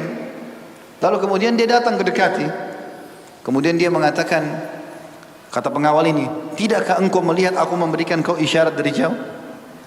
Kata orang alim ini pada orang yang tersebut, memang kenapa kau berikan isyarat kepada saya? Dia bilang, sesungguhnya saya adalah pengawal khalifah, dan khalifah sedang butuh seseorang yang mengajaknya berbicara dan memberikan nasihat, dan saya melihat anda ada di masjid ini. Maka kata orang tersebut, sampaikan kepada khalifah bahwasanya saya bukan orang yang akan melayani dia berbicara, dan ketahuilah ini majlis ilmu, berada di rumah sang raja Allah, dan dia punya tempat yang lapang untuk dia datang ke dalam halaqah ini. Ilmu didatangi dan bukan ilmu yang mendatangi. Maka pengawal ini pulang, sampaikan kepada khalifah. Begitu masuk, Sulaiman bin Malik tanya, bagaimana? Bilang, wahai Amir Mu'minin, tadi saya datang ke masjid sudah bubar semua halaqah-halaqah, tinggal satu ada. Ada satu orang saya kasih isyarat dengan tangan saya, dia tidak mau bergerak. Kemudian saya datang ke sana, saya mengatakan, tidakkah kau lihat saya kasih kamu isyarat? Lalu dia malah membantah saya. Dia mengatakan, memang kenapa kau berikan saya isyarat? Lalu saya mengatakan, khalifah sedang butuh orang yang ajaknya bicara, mengajak bicara dan memberikan nasihat. Maka dia mengatakan, sampaikan bahwasanya saya bukan ya teman berbicaranya khalifah, dan sesungguhnya masjid luas, dia boleh datang, suku lapang buatnya dia boleh datang, dan ilmu datangi bukan didatangi. Maka Sulaiman bin Abdul Malik tiba-tiba wajahnya memerah. Maksudnya memerah ini bukan marah ya, tapi seperti orang yang kaget. Lalu dia mengatakan, coba seandainya kau tidak mendatangi orang itu. Lalu kemudian dia berdiri, dia masuk ke dalam ruangan dia untuk istirahat gitu. Maka orang-orang yang ada di majlis khalifah mulai berbicara. Ini awal kisahnya. Maka satu sama yang lainnya berbicara, itu siapa? Itu siapa di masjid itu? Ada satu orang mengatakan, kalau kalian tidak tahu siapa orang itu, aku akan memberitahukan, karena aku penduduk Madinah. Orang itu adalah Sa'id ibn Musayyab rahimahullah. Itu adalah Sa'id ibn Musayyab, itu adalah salah satu murid terbaiknya Abdullah bin Umar. Itu ulama besar gitu. Maka kata mereka, kenapa kok bisa dia melakukan itu seperti kepada khalifah? Maka kata orang Madinah tersebut, kalian heran dengan itu? Ada sesuatu yang lebih besar daripada itu yang dia lakukan kepada khalifah. Kata mereka, apa itu? Dia telah menolak lamarannya khalifah. Jadi rupanya khalifah Sulaiman bin Malik ini punya adik namanya Al-Walid bin Abdul Malik. Kalau Sulaiman mati, Al-Walid jadi gantinya. Ya, jadi ini putra mahkota kerajaan. Maka ini kandidat khalifah, raja. Waktu itu wilayah umat Islam setengah dunia dikuasai. Ini raja terbesar gitu kan di dunia ini. Maka saya menolak lamarannya. Kata orang sekitar situ, bagaimana bisa ada orang yang menolak lamarannya khalifah? Kata orang yang dari Madinah tadi, kalau kalian mau saya lanjutkan ceritanya.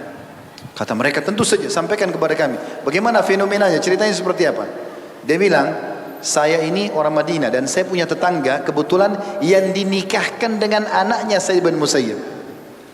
Apa ceritanya kata mereka? Siapa orang itu? Dia bilang seseorang yang bernama Abu Wada'ah. Abu Wada'ah adalah seorang duda miskin, tapi dia salah satu murid utama yang datang dalam majlis Sa'id bin Musayyib. Kata mereka, bagaimana ceritanya? Dia bilang, Abu Wada'ah menceritakan kepada saya secara langsung. Abu Wada'ah mengatakan, satu waktu istri saya meninggal dunia dan saya sering hadir dalam halakanya Sa'id bin Musayyib rahimahullah.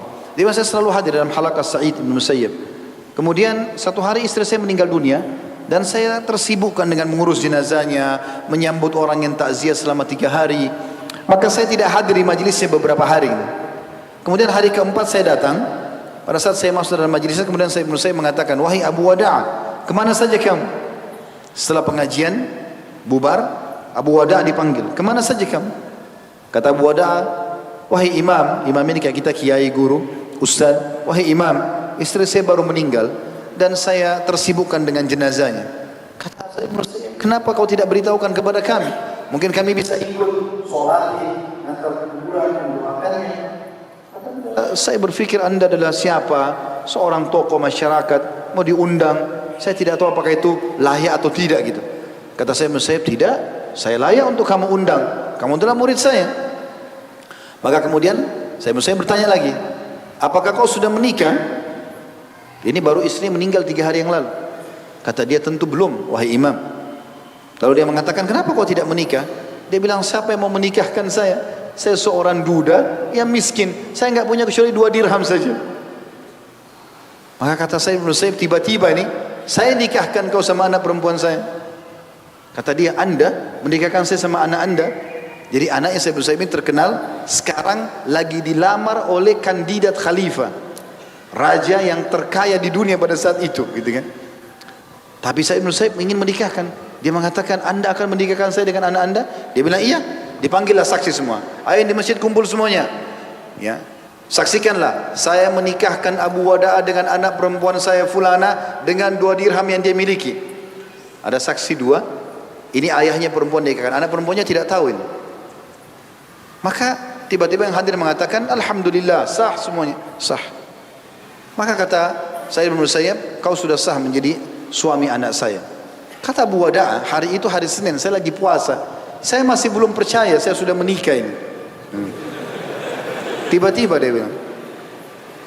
dia bilang saya pulang ke rumah, saya sholat asar di masjid, kemudian saya pulang. Setelah itu saya tunggu sampai menjelang buka puasa. Menjelang buka puasa beberapa saat, saya lagi menyiapkan buka puasa saya, tinggal ada setengah roti kering dengan minyak zaitun. Ini biasanya orang yang paling susah hidup zaman itu makanya begitu. Roti kering sama minyak zaitun dicelup saja supaya ada rasanya. Ya kita tahu roti dipakai minyak mentah, nggak ada rasanya gitu. Tapi seperti itulah. Dia bilang tiba-tiba ada yang ketuk pintu rumah saya. Kemudian pada saat diketuk, saya tanya siapa? Lalu bicaralah depan pintu itu mengatakan Sa'id. Dia bilang terlintas di benak saya semua Sa'id kecuali Sa'id bin Musayyib. Kecuali guru saya itu. Saya nggak sangka kalau dia datang. Saya bilang Sa'id. Sa'id siapa? Dia bilang saya buka pintu ternyata Sa'id bin Musayyib, guru saya. Lalu saya mengatakan kenapa anda yang datang? Biarkan saya yang datang kepada anda. Kata Sa'id tidak. Hari ini kau lebih pantas saya datangi. Karena kau sudah menjadi anak mantu saya. Ya, saya tidak ingin kau menghina orang ini tanpa istri. Maka dia bilang, saya sudah membawa istri. Anaknya ada di belakangnya, perempuan. Kata saya Allah, masuk oleh suamimu dengan berkah dari Allah. Kata Abu Wada'ah, anak perempuan itu jalan karena malunya sampai hampir jatuh. Karena belum ketemu, belum apa, tiba-tiba sudah jadi istri, dibawa ke rumah suaminya, gitu kan. Dalam rumah tiba-tiba Sa'id bin Musayyib tinggalkan kami. Dia bilang saya bingung antara mau buka puasa atau hadapi perempuan ini. Dia bilang saya tidak bilang apa, mau ucapin apa. Saya naik ke atas atap rumah saya, lalu saya teriak panggil tetangga, wahai tetangga-tetanggaku, kata Abu Wada'ah. Mereka keluar, kenapa Abu Wada'ah, ada apa kau teriak-teriak menjelang maghrib? Dia bilang, saya baru dinikahkan sama Sa'id bin Musayyib dengan anak perempuannya. Datanglah lihat dia ada di rumah. Kata mereka, ibu-ibu yang ada di sekitar rumahnya, kau sudah gila. Siapa yang mau nikahkan kau sama Sa'id bin Musayyib yang sekarang lagi dilamar sama kandidat khalifah? Satu wilayah Islam tahu lamaran itu. Kata dia, demi Allah ada di rumah saya sekarang. Tadi siang saya dinikahkan di masjid. Gitu. Maka mereka semua datang, lihat betul ada anaknya ini. Dan rupanya anaknya ini seorang ulama wanita yang masih muda, yang hafal Quran, hafal hadis, memang mengajar di Madinah. Lalu mereka kata Abu Wada'ah, Allah memahami, bilang dia merasakan terasingannya. Saya sampaikan kepada ibu saya. Ke rumah ibunya lalu dia katakan, ibuku, saya sudah dinikahkan dengan anaknya Sa'id bin Musayyib. Kata ibunya, kau sudah gila. Begitu beritanya. Dari mana beritanya kau menikah dengan anak Sa'id bin Musayyib, seorang ulama besar dan lagi dilamar oleh khalifah. Yang lama khalifah pada saat itu. Maka dia mengatakan, demi Allah, begini ceritanya, saya dinikahkan dan sekarang ada di rumah. Datanglah, tenangkan dia. Maka ibunya datang. Kata iya sudah dinikah. Kata ibu Wada'ah, jangan kau melihat wanita ini selama 3 hari, biarkan dia sama saya. Baru saya akan hadapkan kepada kamu sebagai seorang mempelai wanita. Kata Abu Wada'ah, silahkan. Dibawalah ke rumah ibunya, ditenangkan, kemudian diberikan pakaian yang layak, kemudian jadilah dia sebagai seorang istri. Kata Abu Wada'ah, setelah 3 hari ibu saya membawa hal tersebut, kemudian kami juga ngobrol, dia membuka cadarnya, saya membuka dia wanita tercantik di Madinah. Dia adalah wanita yang menghafal Al-Quran. Dia adalah orang yang menghafal sekian ribu hadis. Bahkan dia pernah Wada'ah belajar dari istrinya tentang kebenarannya. Maka ini kan dia mengatakan, saya duduk. Baru saja kami duduk beberapa saat, Sa'id bin Musayyib datang. Lalu kemudian memberikan kepada kami uang emas, belum. Jadi dia bilang setelah itu saya datang ke masjid. Setelah 3 hari tadi, dan saya sudah kumpul sampai istri saya hari keempat, saya datang ke masjid. Jadi selama ini dia sholat di dekat rumahnya, maka sekarang dia ke masjidnya Sa'id bin Musayyib rahimahullah. Maka setelah pengajian lagi jalan, dia tidak tanyakan apa-apa. Setelah pengajian saya datang, lalu kemudian ditanya, Abu Wada'ah, bagaimana keadaanmu dan istrimu? Dia mengatakan, alhamdulillah, di atas sunnah Rasulullah SAW. Maksudnya kami jalankan kehidupan dengan baik. Kata dia, alhamdulillah. Kemudian saya tidak bicara apa-apa, saya pun pulang ke rumah. Tak lama kemudian dia datang, dia tinggalkan buat kami sekampung uang yang banyak sekali untuk kehidupan dimakan. Kemudian dia kata orang di sekitar dari majlis khalifah, sungguh orang ini luar biasa. Dia meninggalkan dunia untuk akhiratnya. Maka kira-kira apa sebabnya? Kenapa dia pilih duda dia tinggalkan seorang kandidat khalifah. Ini teman-teman yang ingin kita tidak beratkan. Artinya orang kalau sudah mengenal Tuhannya, dunia jadi kecil buat dia. Dan bagi dia adalah bagaimana akhiratnya. Maka dia mengatakan, orang Madinah ini mengatakan, saya akan sampaikan juga kepada kalian rahasianya. Sesungguhnya pernah ditanya sekali, setelah berjalan berapa waktu, kenapa anda menolak lamaran khalifah dan anda menerima Abu Wada'a, orang yang miskin dan susah, juga duda sebagai anak mantu anda. Dia mengatakan, aku telah mendidik anak perempuanku itu dengan baik, sampai menghafal Al-Quran 30 juz, sampai dia menghafal sekian banyak hadis-hadis Nabi SAW. Dia sudah mulai mengajarkan agama ini, menjadi penerus saya. Karena saya kebetulan punya anak perempuan ini yang diharapkan anak pertamanya. Maka bagaimana kalau seandainya dia menjadi seorang ratu, dia pindah ke istana khalifah dengan dayang-dayangnya, dengan segala macam fasilitas, lalu dia melupakan agama ini. Maka saya rugi secara akhirat apa yang sudah saya didik. Maka saya berpikir bagaimana memanen pahala dari anak saya dengan cara seperti itu. Bagaimana dia mendahulukan akhiratnya dan tidak terpengaruh dengan dunia karena sudah mengenal Tuhannya Allah. Kisah yang lain teman-teman sekalian, disebutkan bahwasanya ada kisah dua orang yang transaksi barang, transaksi tanah tepatnya, transaksi tanah. Jadi kebetulan ada seseorang, ini dinukil oleh Ibrahim bin Abdullah Al-Hazimi dalam kitab beliau, buku beliau kisah-kisah nyata. Jadi ada dua orang rupanya saling transaksi membeli tanah. Ini kisah yang lain ya. Kemudian dua-duanya kena beriman kepada Allah Subhanahu wa taala. Setelah selesai transaksi disepakati harga dan dibeli, rupanya si pembeli tanah ini menemukan di tanah yang dia beli, setelah dia mau bangun di sebuah titik bangunan rumah, dia menggali, rupanya ada peti isinya emas semua. Kira-kira teman-teman, kalau antum beli tanah, antum dapat peti emas begini, dia apakan? Hah? Kira-kira mau dikembalikan kepada pemilik tanah? Kenapa ketawa? Tiba-tiba ditemukan itu, apa yang terjadi teman-teman? Karena keimanannya kepada Allah, dia takut jangan dia makan harta haram. Si pembeli ini kembali kepada penjual. Dia mengatakan sambil mengangkat peti emas itu, ambillah peti emas ini. Karena sungguhnya saya membeli tanah, bukan saya beli peti emasnya. Kata penjualnya karena beriman kepada Allah. Perhatikan jawabannya. Dia mengatakan, saya tidak pernah tahu ada peti emas di tanah saya. Berarti kamu telah membeli tanah berikut isinya. Itu hakmu. Jadi dua orang ini sering dorong-mendorong, ambillah, ambillah, ambillah.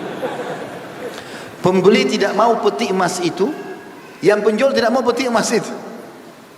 Lalu mereka sepakat berhakim kepada seorang hakim. Datanglah kepada seorang hakim yang bijaksana dan adil. Diceritakanlah masalahnya. Lalu si hakim ini dengan hikmah Allah SWT mengatakan, ditanya si penjual dan pembeli, apakah kalian punya anak? Mereka mengatakan iya, dua-duanya. Kalau anda penjual punya anak apa? Dia bilang anak laki-laki. Ditanya yang pembelinya, anak perempuan. Baik, sekarang nikahkan anak kalian dan jadikan itu sebagai maharnya. Maka dinikahkanlah anak ini dan mereka bahagia dengan harta tersebut. Tapi perhatikan bagaimana bisa keadaan itu terjadi. Tidak mungkin kecuali karena keimanan. Kalau bukan hak kita, kita tidak akan menyentuhnya kalau sudah mengenal Allah Subhanahu wa taala. Karena tahu itu adalah hal haram. Tidak mungkin. Kisah yang lain. Ada seorang ibu disebutkan kisah, juga masih di buku yang sama tentunya. Dia bercocok tanam di negeri Syam. Kebetulan di sebagian negeri Syam ada yang turun salju. Pada saat sudah mau panen, tiba-tiba turun salju dan hancur semuanya. Tanaman itu hancur semua, tidak tersisa sedikit pun. Sementara ibu ini terkenal dengan kesolehannya dan hanya hidup dari makanan hasil panennya itu. Maka kata penukil kisah ini, saya saksikan sendiri bagaimana ibu tersebut berdoa mengangkat tangannya ke langit sambil mengatakan, ya Allah, zat yang telah menciptakan langit dan bumi, zat yang aku yakini keberadaannya secara gaib, zat yang menurunkan salju ini dan juga menumbuhkan tanaman-tanaman itu. Engkau mengetahui ya Allah, aku tidak punya sumber pendapatan kecuali dari tanaman ini. Maka gantikanlah untukku zat yang maha pengasih dan maha pemurah. Doa ini, subhanallah, Allah subhanahu wa ta'ala ijabah. Bagaimana caranya? Doa ini didengar oleh orang sekitar. Dari mulut ke mulut orang bicara sampai terdengar oleh wali kota atau pemimpin wilayah ini. Dan pada saat dia dengar, dikirimkan uang kepada wanita ini sekitar 500 dinar. Jadi lebih banyak daripada nilai sawahnya atau perkebunannya sendiri. Allah SWT berikan. Kisah lain teman-teman sekalian. Hal ini berhubungan dengan beberapa perbuatan-perbuatan zina yang fatal. Hasan Basri menukil sebuah kisah. Dia mengatakan di Irak dulu, karena Basri ini dari kota Basra di Irak ya. Beliau mengatakan di Irak dulu ada seorang wanita terkenal sekali dengan kecantikan yang melampaui kecantikan semua wanita di zamannya. Dan karena kecantikan itu dia menjual dirinya dan tidak boleh disentuh kecuali orang harus membayar 100 dinar. Besar sekali. Ini mungkin bisa ratusan juta rupiah kalau sekarang, ratusan juta rupiah kalau sekarang. Maka ada seorang laki-laki yang tertarik dengan wanita ini dan dia sangat ingin melakukan perbuatan zina dengan wanita ini. Maka apa yang terjadi? Dia coba bekerja keras, membanting tulang sampai sekian lama dia mengumpulkan 100 dinar hanya untuk mencapai target berzinanya. Karena perempuan bukan mau dinikahi, memang dia pelacur. Wa na'udzubillah. Maka yang terjadi teman-teman sekalian dikatakan dalam kisah Hasan Basri berkata, dia pun sedang mengumpulkan 100 dinar lalu dia pergi ke wanita tersebut lalu dia mengatakan, sesungguhnya aku telah bekerja keras murni mengumpulkan sekian lama waktu hanya untuk ingin tidur bersamamu. Maka ini uangnya. Kata perempuan tersebut, kata Hasan Basri, baiklah, berikan uang itu kepada pengawal. Ada pengawal di depan pintu, dikasih, dicek keasliannya. Mereka dulu pakai emas. Kalau benar, maka aku akan bisa menikmati diriku. Kemudian diceklah, ternyata betul. Maka perempuan itu mengatakan, masuklah, kata Hasan Basri. Begitu mereka berada berdua di dalam kamar dan tinggal dia meletakkan kemaluan di kemaluan saja, maka tiba-tiba dia merasa gemetar dan ketakutan. Lalu dia mengatakan, bagaimana kalau seandainya saya ditanya oleh Allah tentang perbuatan ini? Maka tiba-tiba dia pun gemetar dan dia tidak mau melakukannya. Kata perempuan tersebut, kenapa dengan? Apa kau sakit? Kenapa kau tidak melakukannya? Karena ini tinggal meletakkan kemaluan di kemaluan saja. Dia mengatakan, sesungguhnya saya takut kepada Allah. Saya sangat takut kalau dihisab dan diazab oleh Allah karena perbuatan ini. Maka dia pun perempuan itu mengatakan, apa kau memang betul-betul meninggalkan perbuatan itu karena Allah? Bukankah kau sudah bekerja setengah mati mengumpulkan 100 dinar hanya untuk menikmati diriku? Dia mengatakan, ambillah uang itu. Yang penting biarkan saya pergi. Kata perempuan tersebut, saya tidak akan biarkan kau pergi sampai kau berjanji kau akan menikahiku. Maka kata laki-laki ini, saya tidak bisa berjanji apa-apa. Ambil uang itu, izinkan saya keluar. Jangan teriak, jangan apa-apa seakan-akan sudah terjadi. Maka perempuan itu mengatakan, saya tidak akan kecuali kau, tidak akan biarkan kau kecuali kau janji akan menikahi saya. Dia mengatakan, mungkin, saya tidak bisa janji tapi mungkin. Kemudian pulanglah laki-laki ini.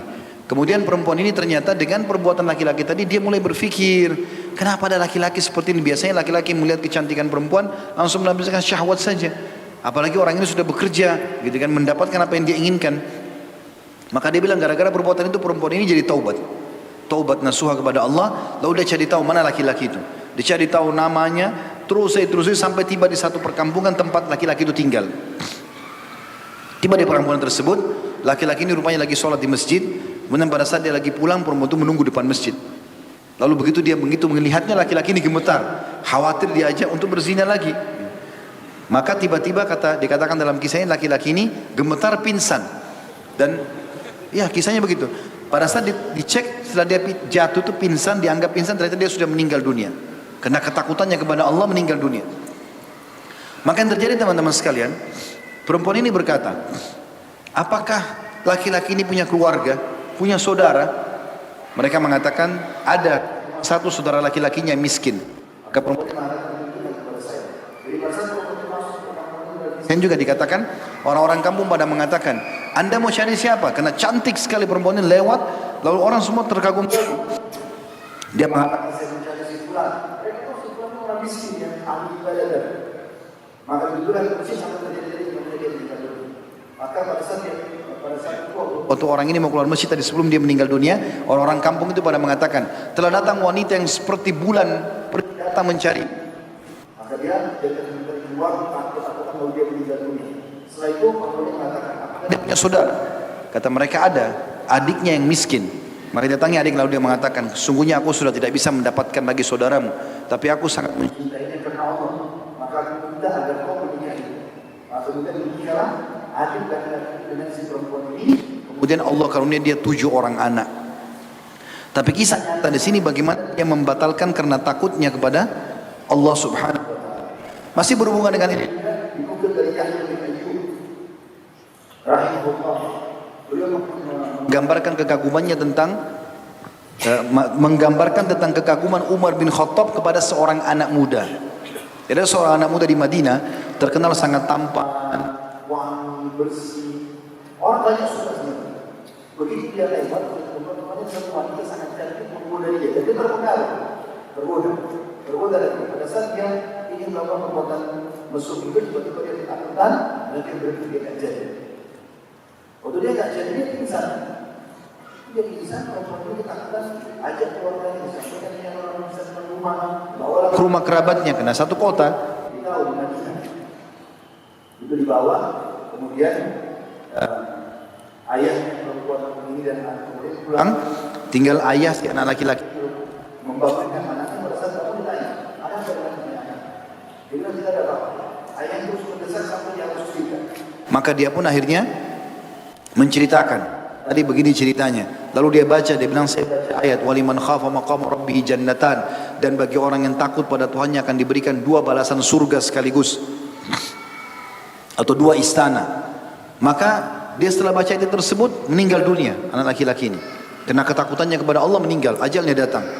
Maka ayahnya menyampaikan kepada orang-orang di Madinah agar menyampaikan kepada Amir Mu'minin Umar bin Khattab. Coba sampaikan, anak saya begini kejadian, apa tanggapannya? Umar pun datang lalu melihat anak laki-laki tersebut lalu mengatakan, kenapa kalian tidak menceritakan tentang kisahnya? Maka Umar pun mensolatinya, kemudian mengantar ke kuburan. Setelah itu Umar menunggu orang semua pergi, lalu Umar berkata, ini dalam kisah nyata dinukil ya. Umar berkata kepada orang anak muda tersebut yang sudah meninggal dunia. Umar mengatakan, wahai anak muda, sesungguhnya liman khafa maqama rabbih jannatan, orang yang takut pada Tuhannya akan dibalas 2 surga. Maka Umar mengatakan radhiyallahu anhu, aku mendengarkan suara anak muda itu entah dari mana, ia mengatakan, wahai Umar, ketahuilah aku telah mendapatkan apa yang Allah janjikan itu. Kisah yang berhubungan juga dengan masalah itu, masalah perzinahan, adalah kisah yang dinukil oleh Imam Ahmad dengan sanad hasan, kisah Zulkifli, seseorang yang bernama Zulkifli. Nabi SAW mengatakan ada seseorang yang bernama Zulkifli. Orang ini tidak pernah meninggalkan kemaksiatan, apapun itu, mencuri, berzina, berbuat kejahatan-kejahatan. Sampai satu waktu dia pernah kedatangan seorang perempuan yang minta bantuan dengan dia. Maka dia mengatakan, saya akan bantu kamu tapi dengan syarat kalau memang itu harus, apa boleh buat, dia serahkan diri. Dia bilang, saya menyerahkan karena saya butuh untuk pengobatan keluarga saya. Pada saat akan melakukan hubungan tersebut, sudah akan berzina, dalam kisah ini dikatakan sudah meletak posisi suami kepada istrinya. Kemudian tiba-tiba perempuan tersebut gemetar. Dikatakan dalam kisah ini seperti gemetarnya pohon kurma. Lalu kemudian berkatalah laki-laki Zulkifli ini berkata, kata Nabi SAW, kenapa kau ini? Apakah aku memaksamu? Dia mengatakan tidak. Kenapa? Dia bilang, saya takut karena saya belum pernah berbuat perbuatan ini. Maka kata Zulkifli, kata Nabi SAW, dia mengatakan, engkau tidak pernah melakukan perbuatan ini lalu kamu ketakutan, sementara aku yang sering mengulangi aku tidak ketakutan, maka demi Allah mulai hari ini aku tidak akan lagi bermaksiat kepada Allah. Ambillah 60 dinar ini sebagai hadiah untukmu. Kemudian sebenarnya itu Zulkifli bertobat kepada Allah. Ya, detik itu juga malamnya dia meninggal dunia. Pada saat dia meninggal dunia maka ditemukan di pintu rumahnya, ini hadis hasan diriwayatkan dari Nabi SAW, tertulis sungguh Allah telah mengampuni Zulkifli. Begitu juga dengan kisah al-misk. Al-misk ini artinya wangi-wangian, wangi. Minyak wangi yang wangi itu disilakan dalam bahasa Arab dengan al-misk. Ada seorang anak muda ditawarkan berzina oleh seorang perempuan karena dia penjual keranjang, suka muter-muter di kotanya. Kemudian dia mau menawarkan keranjang ini kepada orang-orang di sekitar situ. Sampai ada satu perempuan tertarik dengan dia lalu menarik masuk ke dalam rumah. Ringkas cerita, pada saat dimasukkan dalam rumah tersebut, dikuncilah pintu rumah tersebut lalu digoda untuk melakukan perbuatan zina. Maka dia mengatakan, Allah SWT tidak pernah melakukan perbuatan ini. Maka mohon selamatkan aku. Maka kemudian dia merasa mudah sepertinya masuk ke dalam kamar mandi dan mengatakan, izinkan aku masuk kamar mandi supaya aku bisa membersihkan diriku terlebih dahulu, supaya kamu bisa menikmati perbuatan itu hanya untuk mengelak dari wanita ini. Perempuan itu dengan gembiranya mengatakan, masuklah. Begitu dia masuk, dia coba mau melarikan diri, tidak bisa. Jendela kamar mandi itu kecil. Perempuan ini sudah mengancam, kalau seandainya kau pergi, kau meninggalkan dan buat perbuatan zina ini, maka orang akan lihat kau masuk rumahku, menodai kesucianku. Orang-orang akan percaya karena kau dalam rumahku. Maka setelah itu, laki-laki ini tiba-tiba terilhamkan dalam fikiran dia untuk mengambil kotorannya sendiri. Maaf, dia buang air besar dan di kotor lalu dibasah kotorin bajunya. Begitu dia keluar dari kamar mandi tersebut, tiba-tiba saja perempuan itu mengatakan, sungguh jorok kamu ini. Kenapa kamu seperti ini? Pergilah dari rumahku. Maka dia pergi, kemudian dia mengangkat tiba di rumah, maka dia membersihkan diri, mandi dia bersih, dan dia melakukan biasa bersihkan rapi, dan dia bersyukur kepada Allah dan tidak jadi berzina. Mulai hari itu dari badan anak muda ini keluar bau wangi, bau misk. Tadi kan dia pakai kotoran diselamatkan dari zina. Nanti badannya menjadi bau yang lebih wangi dari bau misk, sampai diberikan julukan di kotanya pada saat itu adalah laki-laki yang berbau misk. Dan setelah dia meninggal pun laki-laki ini dari kuburannya mengeluarkan bau wangi yang sama. Semua masyarakat bisa menciumnya. Kita tutup teman-teman sekalian dengan kisah yang lain disebutkan oleh Al-Waqidi. Al-Waqidi menukil sebuah kisah. Ini berhubungan dengan sedekah sebenarnya. Tentu kisah-kisah ini cukup banyak teman-teman, tapi insya Allah kita cukupkan dengan ini. Al-Waqidi menukil bahwasanya ada seseorang dulu, kebetulan menjelang Ramadan dia butuh sekali dengan uang. Butuh sekali dengan uang. Bagaimana caranya dia bisa dapatkan uang? Dia bilang, orang itu menukil kisah dia mengatakan, saya menulis surat kepada seorang teman saya yang saya anggap mampu. Saya mengatakan, pinjamkanlah 1000 dirham untukku. Pinjamkanlah 1000 dirham untukku. Maka temannya pun membalas suratnya sambil mengatakan, inilah 1000 dirham, ambillah. Setelah dia menerima 1000 dirham tersebut, di hari yang sama cobaan Allah datang. Sekarang dia utang, dia nggak punya apa-apa. Ada orang yang ketuk pintu, orang yang miskin, ketuk pintu minta sumbangan. Saya tidak bisa hidup sekarang kelaparan, Ramadan sudah akan datang, saya nggak punya uang, bisa nggak kau pinjamkan saya 1000 dirham? Padahal orang yang minta ini nggak dikenal. Maka dia pun berpikir, baiklah kalau begitu, saya akan berikan kepada kamu, saya punya 1000 dirham. Tanpa dia ceritakan saya susah, ambillah setengahnya, enggak, dikasih semua 1000 dirham. Setelah dikasih, orang itu pergi. Tidak lama kemudian dia ketemu sama temannya yang meminjamkan uang. Kalau ditanya orang yang meminjamkan uang, bagaimana dengan uang yang kamu ini? Kata yang pertama, saya sudah gunakan untuk hajat saya. Kata dia, datanglah ke rumahku, aku ingin memperlihatkan kepadamu sesuatu. Maka pada saat datang ke rumah, dilihatkan kantong 1000 dirham yang dia pinjam awal. Kata peminjam awal, bagaimana bisa uang itu kembali kepada kamu? Dia bilang, ketahuilah, waktu kau kirim surat sama saya uang 1000 dirham. Tapi dengan kau, saya tahu kau seorang muslim yang juga banyak orang-orang, saya nggak mau kehilangan pahala. Maka saya berikan kau 1000 dirham tanpa saya mengatakan saya nggak punya uang. Ternyata Allah datanglah orang yang meminjam dari kamu. Dan apakah kamu tahu? Aku tanpa aku menyurat kepada orang itu sambil mengatakan kepadanya, sungguh Ramadan akan dekat, aku butuh uang 1000 dirham. Lalu orang meminjamkan, meminjamkan lagi kepadanya. Dan ini orangnya, datang orang yang tadi meminjamkan, dia berkumpul. Lalu kata pemilik uang, saya tidak tahu siapa dari kita yang paling dermawan, tapi kita bagi 3 uang ini. Sekarang kita bagi 3, ambil masing-masing. Maka jangan waktu kita, nanti bagi 3. Awal Ramadan sudah berlalu 2-3 hari. Tiba-tiba uang itu sudah habis. Saya masih butuh. Karena memang kehidupan 1 bulan butuh 1000 dirham, dia bilang. Saya lagi butuh. Tiba-tiba ada panggilan, ada yang ketuk pintu, ada yang memanggil. Dipanggil dari pemimpin wilayah itu. Lalu datanglah. Terus kemudian saya datang di tempatnya, lalu orang itu mengatakan, saya bermimpi kalau kau dalam keadaan susah. Kata pemimpin wilayah itu, dia mimpi dalam kondisi melihat ini dalam keadaan susah. Kata dia, subhanallah yang telah membuat anda mimpi. Sesungguhnya saya tidak akan ceritakan kepada siapa-siapa kalau saya lagi susah. Kata Imam, saya akan memberikan uang 1000 dirham pada teman saya, tetapi saya pinjam ketika kita lebih membutuhkan. Maka kami bagi 3. Ini loh kisahnya, disampaikan kisahnya. Dan setelah habis sepertiga itu, maka kata pemimpin tersebut, Allah telah menggerakkan aku untuk membantu. Ambillah 30.000 dirham ini. Dia butuh cuma Allah, pemimpin Allah gerakkan 30.000 dirham. Sekali lagi, berarti 30 kali lipat dari apa yang dia butuhkan. 1.000 dirham 30.000 dirham. Dan berikan 20.000 dirham ini kepada dua-dua teman. Maka diberikanlah uang bukan cuma Ramadan itu, tapi 10 Ramadan ke depan tercukupi dengan kebutuhan tersebut. Semua kisah-kisah ini teman-teman, apa yang kita sampaikan tadi sebenarnya hanya sebagai penguat saja dari ayat-ayat tadi. Bagaimana orang kalau yakin kepada Tuhannya, selama itu perintah Allah dia jalankan, selama itu janji Allah dia yakin, selama itu ancaman Allah dia jauhi, maka dia akan bahagia. Dan ingat, Allah tidak akan pernah pungkiri janjinya. Kadang-kadang teman-teman, bantuan Allah datang di hari gentingnya itu. Bahkan kadang-kadang kebutuhan itu akan datang di saat ujian antum bisa lalui. Misal kita lagi butuh uang, ya tadi kisahnya, kemudian tiba-tiba ada keluarga minta bantuan. Kita mungkin kalau pakai akal manusia kita akan mengatakan orang ini nggak sadar ya, saya kan juga butuh. Kan bisa kita katakan seperti itu, tapi ternyata ini pembuka keran untuk kita dapatkan bantuan yang itu.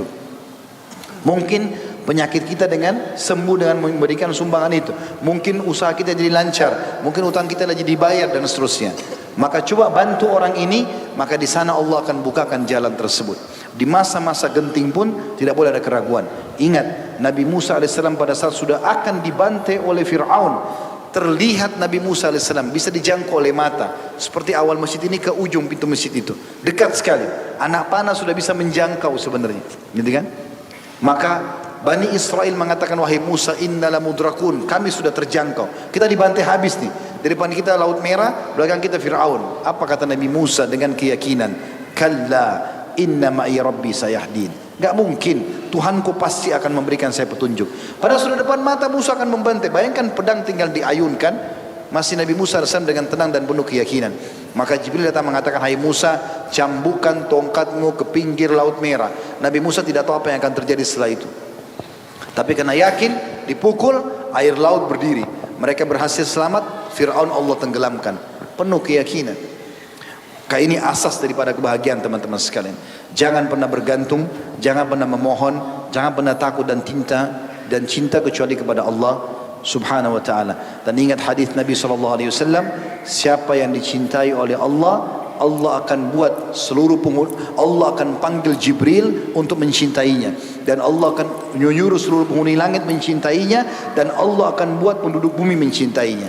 Dan kalau Allah membenci seorang hamba karena perbuatan dosanya, maka Allah suruh Jibril membencinya, Allah suruh penghuni langit membencinya, dan Allah akan tanamkan kebencian di muka bumi untuknya.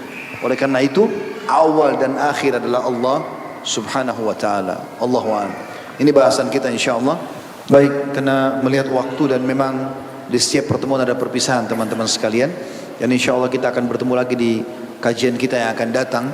Kajian kita akan ada rutin di Makassar tentunya, setiap 2 bulan sekali, tablik akbar. Dan mungkin salah satu masjid yang selalu Masya Allah menyambut kami adalah masjid yang Masjid Agung Goa ini.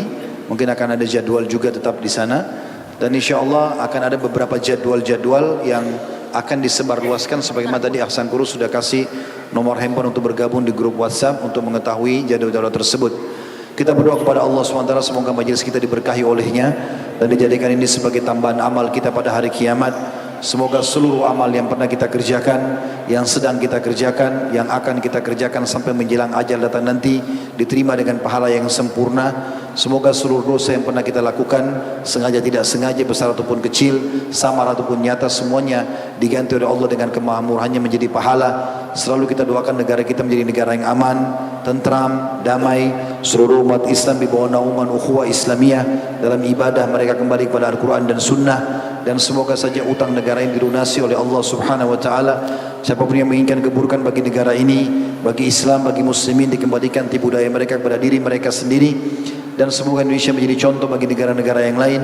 Selalu kita doakan saudara-saudara kita yang sedang tertindas di Palestina, di Syria, di Yaman, di Irak, di Myanmar, di Kashmir, di China, di beberapa tempat yang sedang tertindas, yang mungkin kami tidak bisa sebutkan semuanya. Semoga Allah SWT ikhlaskan niat mereka, terima para syuhada mereka, mulakan Islam di tangan mereka dan tangan kita semua, dan semoga Allah ikut sertakan kita bersama mereka di pahala, baik dengan doa, dengan harta, juga dengan jiwa kita.